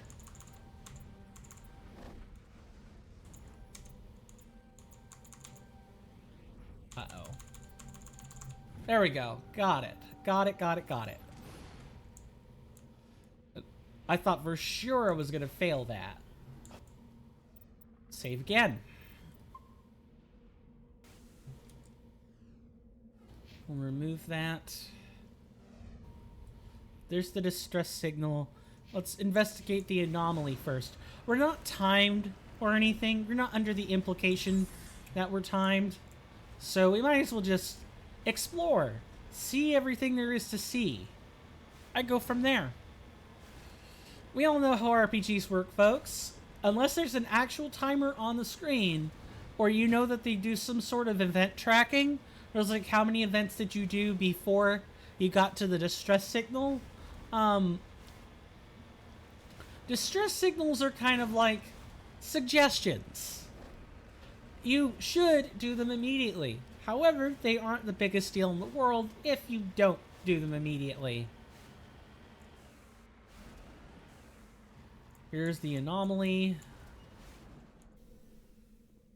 which you know is right here. Mummified Solarian. They really did like this darn minigame, didn't they? You found Captain Milan's identification tag. How it ended up here is impossible to know for sure. We also have a new journal entry because of this. There are several Leagues of One medallions and a few ID tags scattered throughout the systems. The hunt must have been extensive and taken years. Missing Marines. Go to the Sparta system and look. Oh, okay, now this shows up. Hades Gamma Cluster have kidnapped. Okay. Yeah, you get all kinds of quests. If you explore. Like, you definitely get side content. Alright, let's make our way to the destination then. You should definitely do the bonus content, the side content. It is definitely worth your time. Our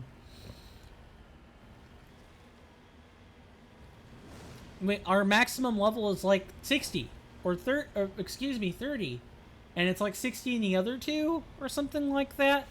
Legendary Edition is weird. Needless to say, you know, we got a lot of levels. We got a long way to go before we're capped off. We might as well just get everything we can. I believe we call this XP whoring among tabletop groups. And murder hoboing is if you, like, loot a whole bunch.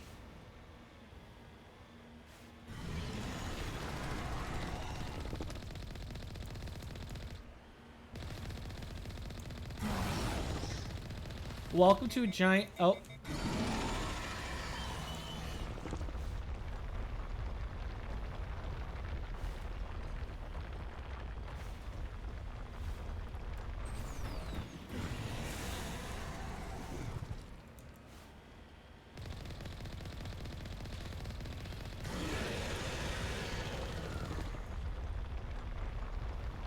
Oh, that is not good.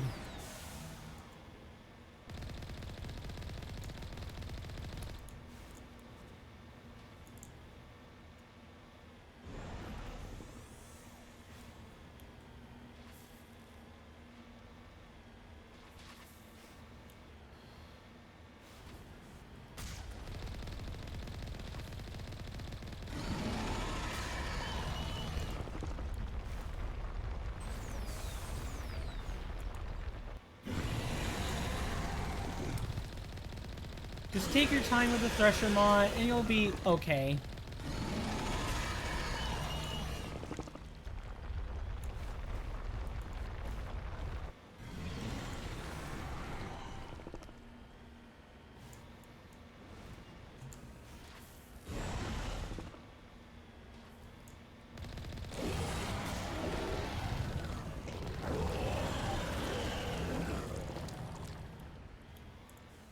This is the main reason you want Omnigel, by the way, is for the Mako. It's kind of an Omnigel magnet.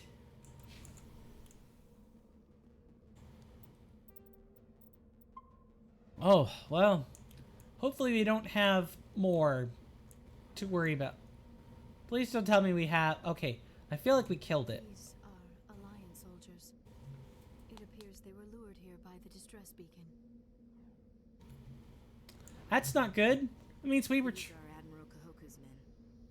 We need to tell him what happened here. We will. Don't you worry about that, Ashley. We will.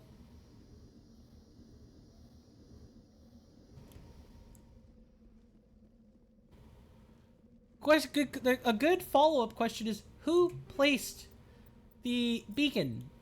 Who lured them here? That's what we really want to know. Stress signal on the fight Solarian. Got the crashed probe. I think we're good. We can return to the Normandy.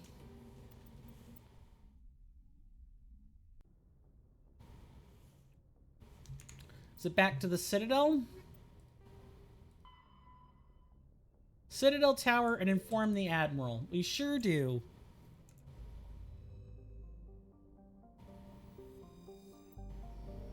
We have 1 or 2 more planets we want to scan. Oh, speaking of scans, we have an asteroid cluster. Collection of small, salacious asteroids loosely bound together by gravity, with a radius of 12 kilometers. Prothean data disk. This is a good one. While scanning the asteroid field in the Sparta system, you found signs of habitation. A recon team was sent to investigate one of the larger asteroids. The rock had a small functioning biodome, but no signs of anyone still living there. There was, however, a data console with an intact Prothean data disk inside. Cool. And Tremanra. Tremonra is a dwarf planet composed of light magnesium silicates with deposits of aluminum. Its surface is covered by wide swaths of ancient dark basaltic lava, possibly indicating the world was created through an impact with some other body in the system.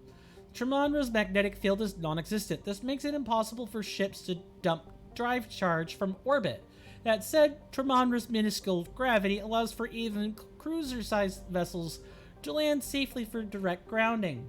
Orbital period of 1 year, 1 Earth year, radius of 1,828 kilometers, makes sense as a dwarf. Day length, 1 Earth year. Okay. Atmospheric pressure, 0 Earth atmospheres. Surface temperature, 55 degrees Celsius. Hot, very hot. As in, you'll boil a human alive within like a few minutes. Never mind a few seconds. Surface gravity, 0.1 G. It doesn't have an atmosphere to speak of, so that makes some sort of sense. Okay, we don't have any other clusters we should be aware of.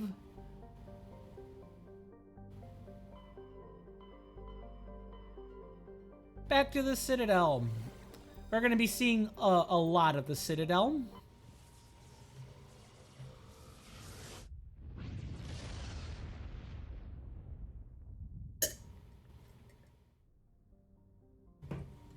We were just here.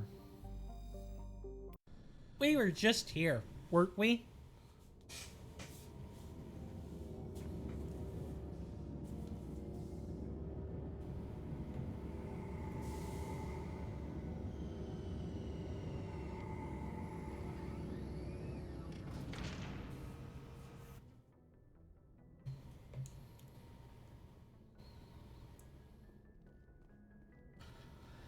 And back to the airlock. Oh, we just have...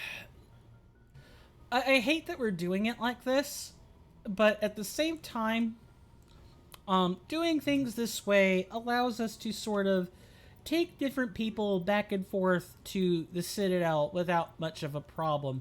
We're gonna do things like this. Or on the Citadel, I don't expect to get into much of a firefight. Interior pressure with exterior atmosphere. Logged. The commanding officer is ashore. Exo Presley has the deck. No more surprise ambushes from, like, the rear admiral? No? Good. Reporter Kalisa Al-Jelani recently attempted to land an interview with Commander Shepard, the first human Spectre. Commander Shepard answered difficult questions, demonstrating that under that military uniform is a keen diplomatic mind. We'll have exclusive footage later today. Ugh. What a muckraker. I want journalists to do her job, but the way she does hers is just objectively wrong. Presidium, Citadel Tower. Yeah. You've arrived at the Citadel Tower. Hello, Emily Wong. I can see you're here. Hello again, Commander. I've got a proposition for you. Since you helped me get information on the crime syndicate, I've gotten a lot more backing from my publishers. I'm investigating traffic controller conditions now, and I wondered if you could help. That seems like a step down from wide-scale corruption. Actually, in a way, it's more important. This isn't about people getting rich. This is about safety. I've heard rumors that the space traffic controllers are overworked to a dangerous degree. I can't get into the control room, but you could. If you planted a bug inside, I could crack the story. If you crack this story, what's likely to happen? Ideally, there will be calls to improve working conditions by hiring more controllers and upgrading systems. The Council won't pay for improvements voluntarily. This story will provide that pressure. What will this bug allow you to pick up? Just audio and video. I'm not trying to tap into the traffic control system if that's what you're worried about. I just need to hear and see them in order to correlate their activity with traffic efficiency. Everyone knows space traffic controllers are overworked. How is this news? There's a difference between overworked and dangerous. Traffic at the Citadel has increased by 300% in the last century, but traffic controller resources haven't kept up. We already have several last-minute wave-offs per week. Do we have to wait for a full-blown disaster? This bug you want me to plant, could it interfere with traffic signals? Absolutely not. I made certain that the frequencies it uses won't interfere with anything. I can't promise anything, but I'll see what I can do. Give me the bug. Excellent. Just place it on a terminal with a good view of the area. Thanks again for your help. In the long run, this story is going to save lives. Well, well, well. That did not take long. Alright, Rear Admiral Kahoku. It's time to talk. But before that, we have 28 points. Wow, did we take Kaidan in? That was a tough firefight. I think we had Ashley last time, but we should take... We should absolutely just try to bulk up Kaidan's talents here. Sabotage. Overload. Advanced overload. Probably don't need first aid. I've got plenty of that. Let's unlock lift. And let's get barrier. Stasis. And then we could probably...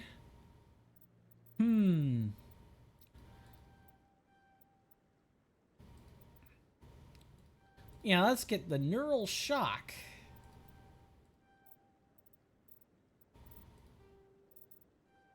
There we go. That's plenty. And then you have 8 points.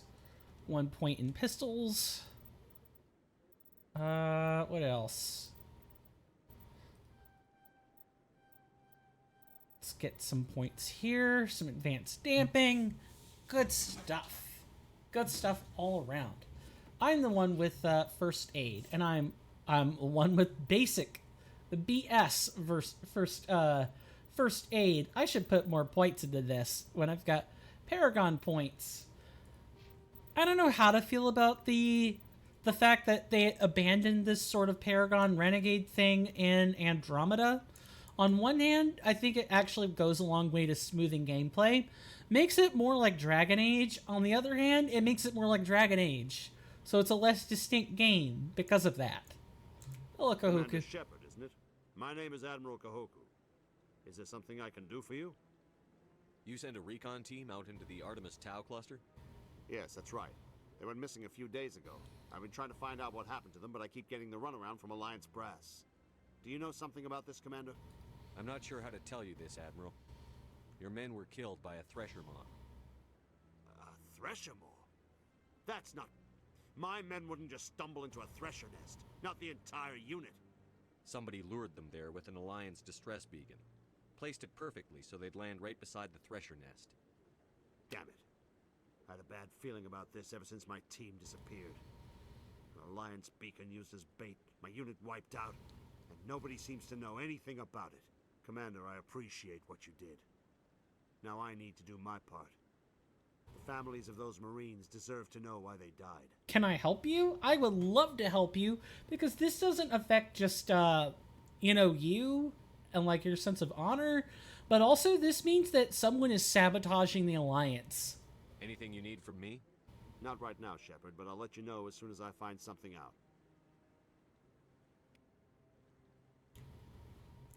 463 delicious XP and so many credits. Yep, now we actually have to go back. So we have another... we need to plant a bug.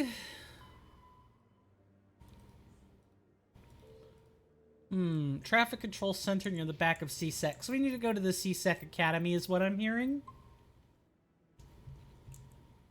Hopefully not bump into any other kind of officer here. Ward locations.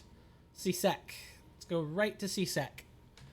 Oh, I love this I love this traveling console. We have arrived at CSEC. When I first arrived on the Citadel, I spent nearly 3 hours being questioned by the officers here before they would let me enter the wards. Nice to see so many humans working for CSEC. Spatial racism. What a glowing, absolutely stellar, just beacon. What a stellar beacon. I'm just trying to drag this out and go to the CSEC offices. Look, if the truth of the matter is they're overworked, then we should fix it. It really shouldn't take someone planting a bug in order to, do something about it. But sometimes people are like, let's just thread the needle very carefully. Let's not make changes we don't need to make, yada yada. It's up to people to adapt to the circumstance. Uh-oh. There we go. CSEC is investigating a woman named Helena Blake. There is no hard evidence against her, but if the reports are correct, she's a powerful criminal element on the Citadel. She was last seen near the Emporium on the Presidium. Ooh, juicy secrets. I like them a lot. Now, do we take this to Executor Palin? Do we talk to Chelik? I have no idea. Good to see you, Commander. I guess not.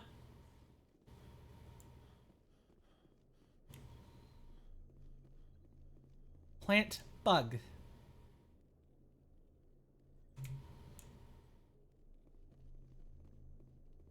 Plant the bug, and now we wait. Well, now we actually have to go back to the Citadel Tower and inform Emily that we've just done this. So, some stuff I guess I'm gonna do toward, like, the end is, like, go ahead and get the chocolate stuff.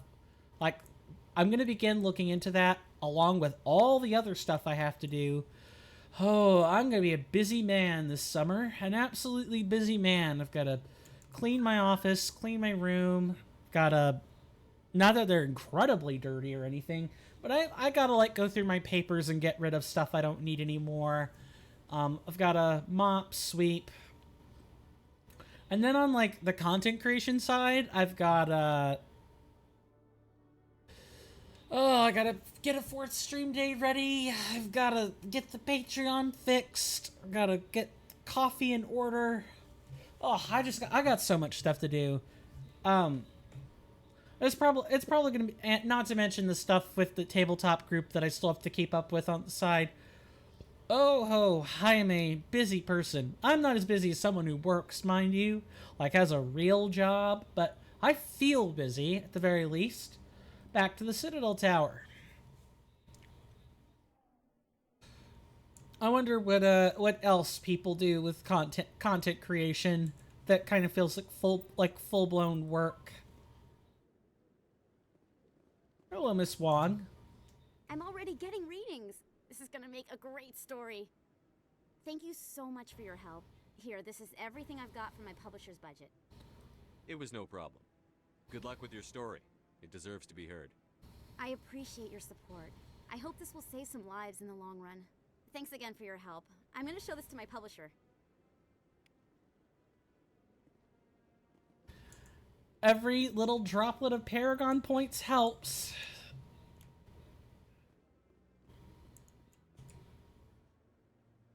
Back to the Normandy, I guess? No, we actually have one more thing we've got to do. And that is go talk to the financial district. Go talk to Helena in the financial district. That's what we got to do. That's our next point of order. POO. Point of order. This is going to be in the financial district.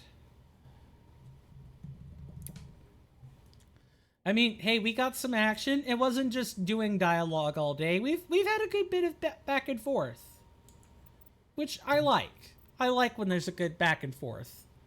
What we'll do is... I'm telling you, this is not what Jake would want. Who are you to tell me what my husband would want? I'm the only person making sense right now. You're endangering your baby. This baby is the only thing I have left of Jake. Hello, I don't care Petrovsky. what you think, Michael. It's my decision. I know you're hurting, Rebecca, but don't let your grief hurt your baby too. Is there a problem? Can I help you with anything? Perhaps you can talk some sense into her. I don't need anyone to talk sense into me, Michael. I'm not undergoing the treatments. My sister-in-law here is pregnant, and she's refused to let the baby undergo gene therapy in utero. What? I'm certain that she has a good reason. I'd like to hear both sides. My husband Jacob died from a rare heart condition several months ago. There's a chance that the baby could develop the same heart condition. Hey, don't interrupt her. Let her finish. Can eliminate it. Let her finish. A very small chance, Michael. And extranet reports say the therapy could harm the child. It's less dangerous than the genetic enhancements that every soldier in the Alliance receives. What are the chances that your child will develop the heart condition? According to the doctors, there's a 1 in 50 chance. And if my baby develops the condition, medical treatments are available. Which are nowhere near as effective as simply getting the gene therapy. What are the chances that gene therapy could hurt the baby? 1 in 300 at most.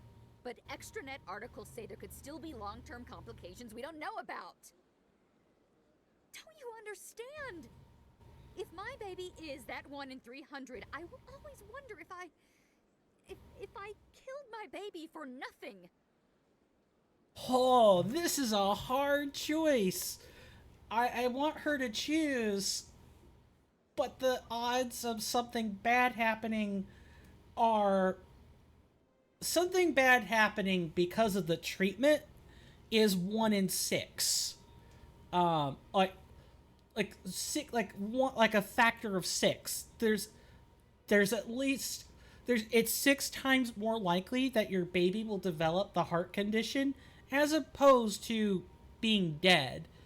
I'm torn on this one. I'm gonna let her choose because I understand where he's coming from, but you have to let her come up with that choice, and who knows, maybe she might change her mind later.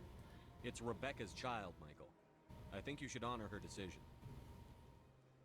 Damn it, she's not choosing. She's acting blindly out of grief. It's still her choice. I know you want the best for your brother's child, but this isn't your decision. Of course it is! I'm the closest thing to a father this baby is going to have. Then act like it. Then support the baby's mother. Stand with her when she makes tough decisions.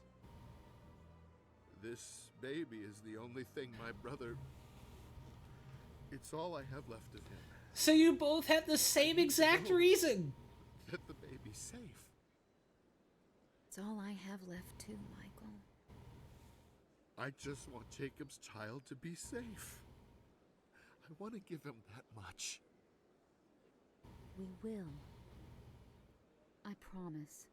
Thank you for talking with us. I appreciate it. Wow. Well, okay, we navigated that pretty nicely, I have to say. Let's read some codex entries and then we'll call it good for the evening. We've accomplished quite a bit, I have to say. Do we have any... Yeah, we do. We've got 2 things to listen to. Thresher moths are subterranean carnivores that spend their entire lives eating or searching for something to eat. What an Epicurean. Produced via spores that can lie dormant for millennia, yet are robust enough to survive prolonged periods in deep space and atmospheric re-entry. As a result, thresher spores appear on many worlds, spread by previous generations of space travelers. The body of a thresher never entirely leaves the ground. Only the head and tentacles erupt from the earth to attack.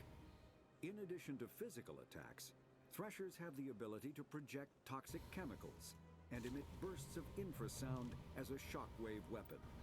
The Alliance first encountered threshers on the colony of Akuz in 2177. After contact was lost with the Pioneer team, Marine units were deployed to investigate. The shore parties were set upon by hungry threshers, and nearly the entire assault force was killed. Alliance forces recommend engaging threshers with vehicle-mounted heavy weapons. Good to know. Combat Hearts. A mass accelerator propels a solid metal slug using precisely controlled electromagnetic attraction and repulsion.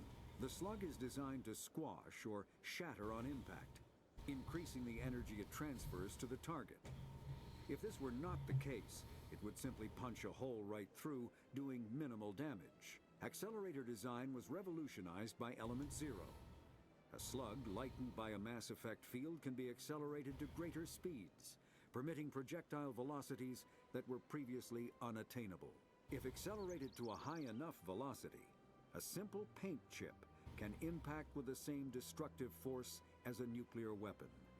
However, mass accelerators produce recoil equal to their impact energy. This is mitigated somewhat by the mass effect fields that rounds are suspended within. But weapon recoil is still the prime limiting factor on slug velocity. Alrighty, we've learned a little bit more about weapons technology. Makes sense. Turians, the Unification War. At about the time the Solarians and Asari were forming the Council, the Turians were embroiled in a bitter civil war. The Unification War, as it was later named, began with hostilities between the colonies furthest from the Turian homeworld, Palaven. These colonies were run by local chieftains, many of whom had distanced themselves from the hierarchy. Without the galvanizing influence of the government, the colonies became increasingly isolated and xenophobic. Colonists began wearing emblems or facial markings to differentiate themselves from members of other colonies, and open hostilities became common. When war finally broke out, the hierarchy maintained strict diplomacy and refused to get involved. After several years of fighting, less than a dozen factions remained, and the hierarchy finally intervened. By that time, the chieftains were too weak to resist. They were forced to put an end to the fighting and renew their allegiance to the hierarchy. Though peace was restored, it took several decades for animosity between colonists to fade completely. To this day, most Turians still wear the facial markings of their home colonies. As a point of interest, the Turian term barefaced refers to one who is beguiling or not to be trusted. It is also a slang term for politicians. You barefaced politician. I guess so. Despite all the evidence confirming the existence of the Protheans, little is known about their culture and society. From time to time, dig sites will yield new clues, but after 50,000 years of decay, little of value is unearthed. Recent research has focused on the discovery of Prothean data disks. On their own, they are frail and rarely found in one piece. Occasionally, however, an intact disk will be discovered within a console or reading device. To date, over 36 disks have been recovered, and a few of those have been restored to the point where researchers can begin analyzing them. Though it may be some time before scientists discover a way to transfer the data off the disks, they are currently considered the most tangible leads for learning more about the Prothean culture.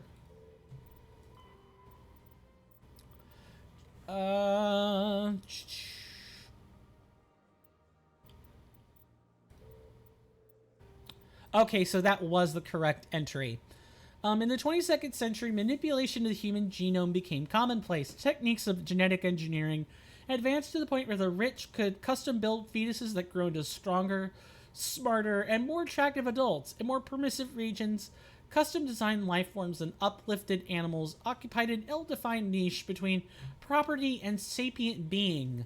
Travel to planets with unique life forms of life brought an awareness that Earth's unique biodiversity could be lost if spliced and hybridized to gain useful alien qualities. The Sodom-Walcott Genetic Heritage Act was passed by the Systems Alliance Parliament in 2161. It imposed sharp restrictions on controversial uses of genetic engineering, but provided government subsidies for beneficial applications. Screening and therapy. Most governments provide free assessments and corrective therapy for genetic diseases and prospective parents. This has nearly eliminated everything from cystic fibrosis to nearsightedness.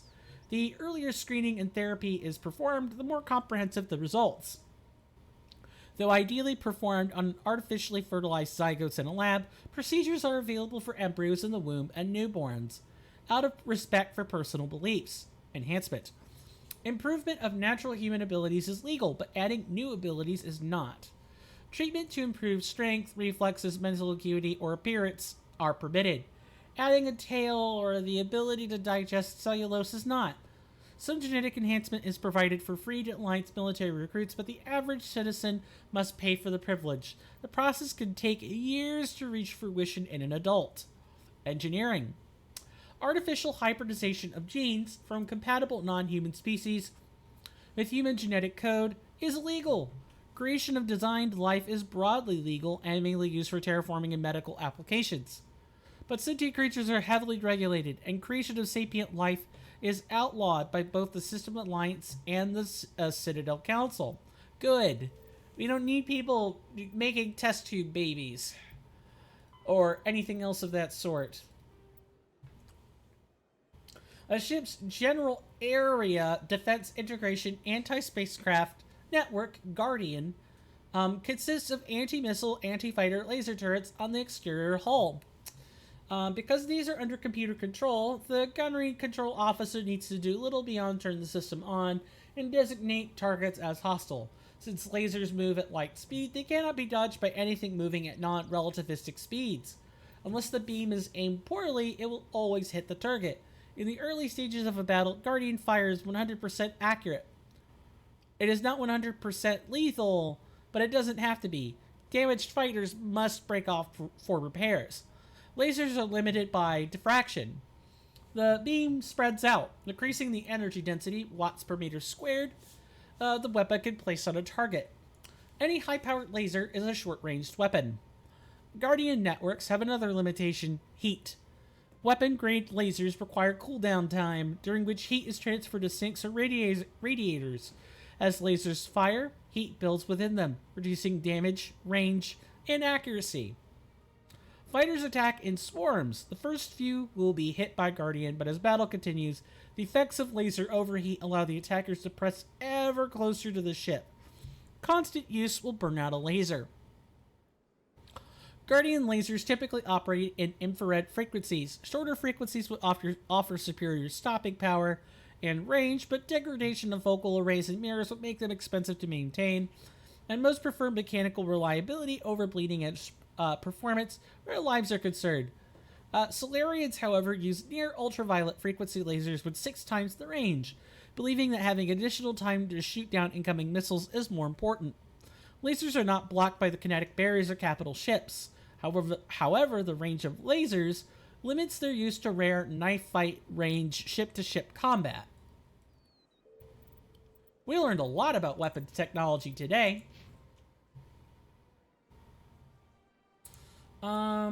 Let's find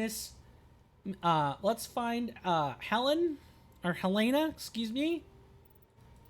Where do we see her? Person of interest. Near the Emporium in the financial district of the Presidium. And this will kind of be the last thing we do and go from there. Here we are. New save. We're nearly on save 200 already, and we haven't even made it through a third of the game. Spectre? Hello, Spectre. I have a business proposition for you. How did you know I'm a Spectre? Word travels. Your name comes up in certain circles. I'm acquainted with a pair of powerful crime bosses. They're hiding on remote worlds, and I have the coordinates. You could do the galaxy a favor. What kind of defenses would these two have? I haven't the faintest idea, but they're certain to be armed. Their partnership's soured, and each believes that the other intends to kill him.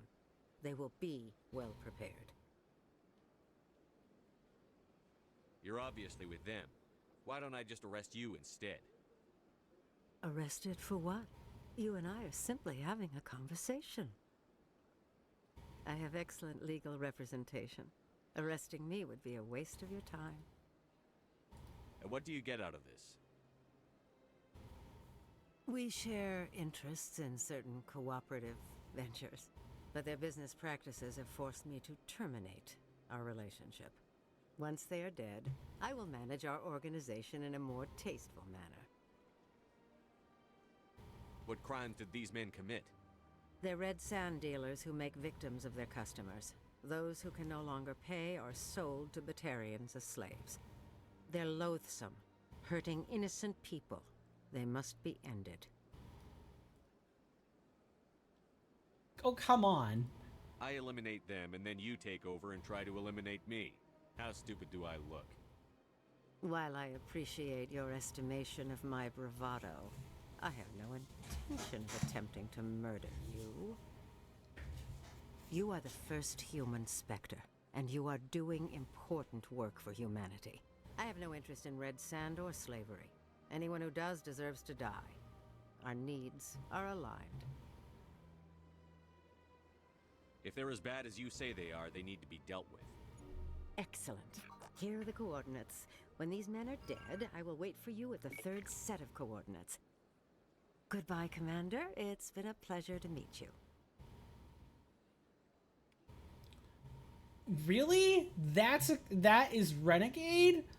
Oh, I guess everyone's got a little bit of Renegade in them. What can I say?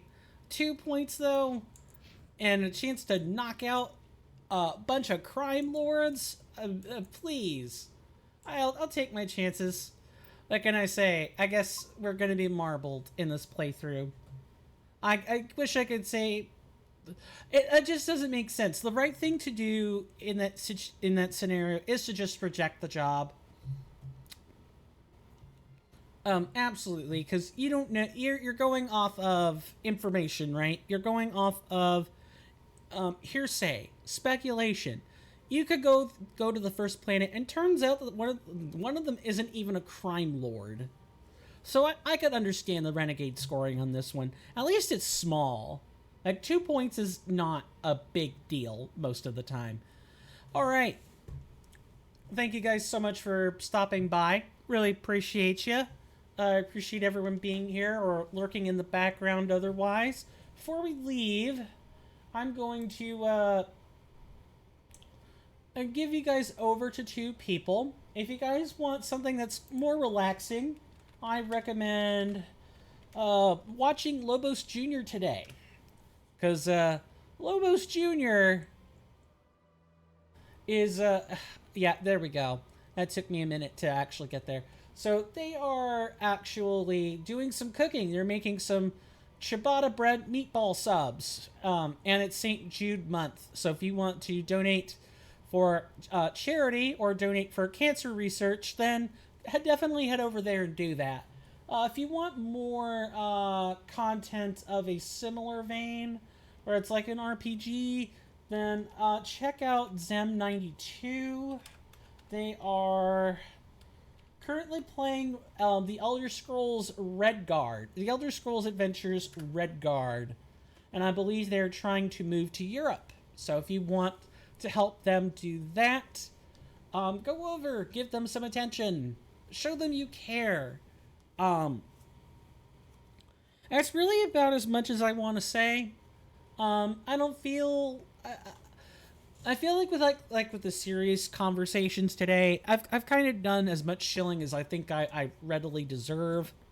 The only thing I guess I will say in that regard then is there are links in the About Me section on Twitch, aside from stuff I've told you I'm working on. If you want to investigate and check out any of them, feel free. If you want the Discord, just sub, and I'll totally get you the... I'll get you the link. I'll probably have a command set up for it later. And if I see a sub, I'll just... I don't know, I guess I'll get a command ready to whisper someone. I'll have to figure out how that works. Next time, over on Twitch, we will be playing Elden Ring. But if you guys want more content in the meantime, I highly recommend you go follow the YouTube channel, like subscribe. It's youtube.com/swirlingvortex09. If you want to see the VODs, then it's Swirling Vortex 09 VODS, where V and D are capitalized. That's where you'll see all of the past VODs of our streams, with a few notable exceptions. I'm definitely not putting the episode 48 Elden Ring stream on there because it's a butchered piece of crap, and I refuse to edit that for posterity. We barely did anything. Yeah. I guess I'll either see you on Friday or I'll see you on Sunday. Depending on what content you choose to follow. Again, all the links are in the About Me section on my Twitch page. Go look at them. You will have your answers. I promise. I'll either see you on Friday or Sunday. My name is Coin, or Swirling Vortex, or Steven. This has been another episode of Mass Effect, episode 5. I like to think we pretty much know what we're doing. And for the record, we sometimes talk about some serious stuff in here. Our games will often prompt serious discussion. And sometimes I might not say things you agree with. Sometimes my opinions might be nuanced, or there's even a difference of them, and that's okay. As long as we're all being human in the end, and we all look out and care for one another, we can navigate the difference, given enough time and understanding of each other's perspectives. You guys are welcome in my hallowed halls anytime. If you want a for free way to reach me, just go to my Twitter page, follow me, or at least send me a DM. I'm more than happy to listen to you. But if you want like exclusive stuff, Discord is the place to be, and a free Twitch Prime sub gets you there. I will see you guys next time. Take care, and bye-bye.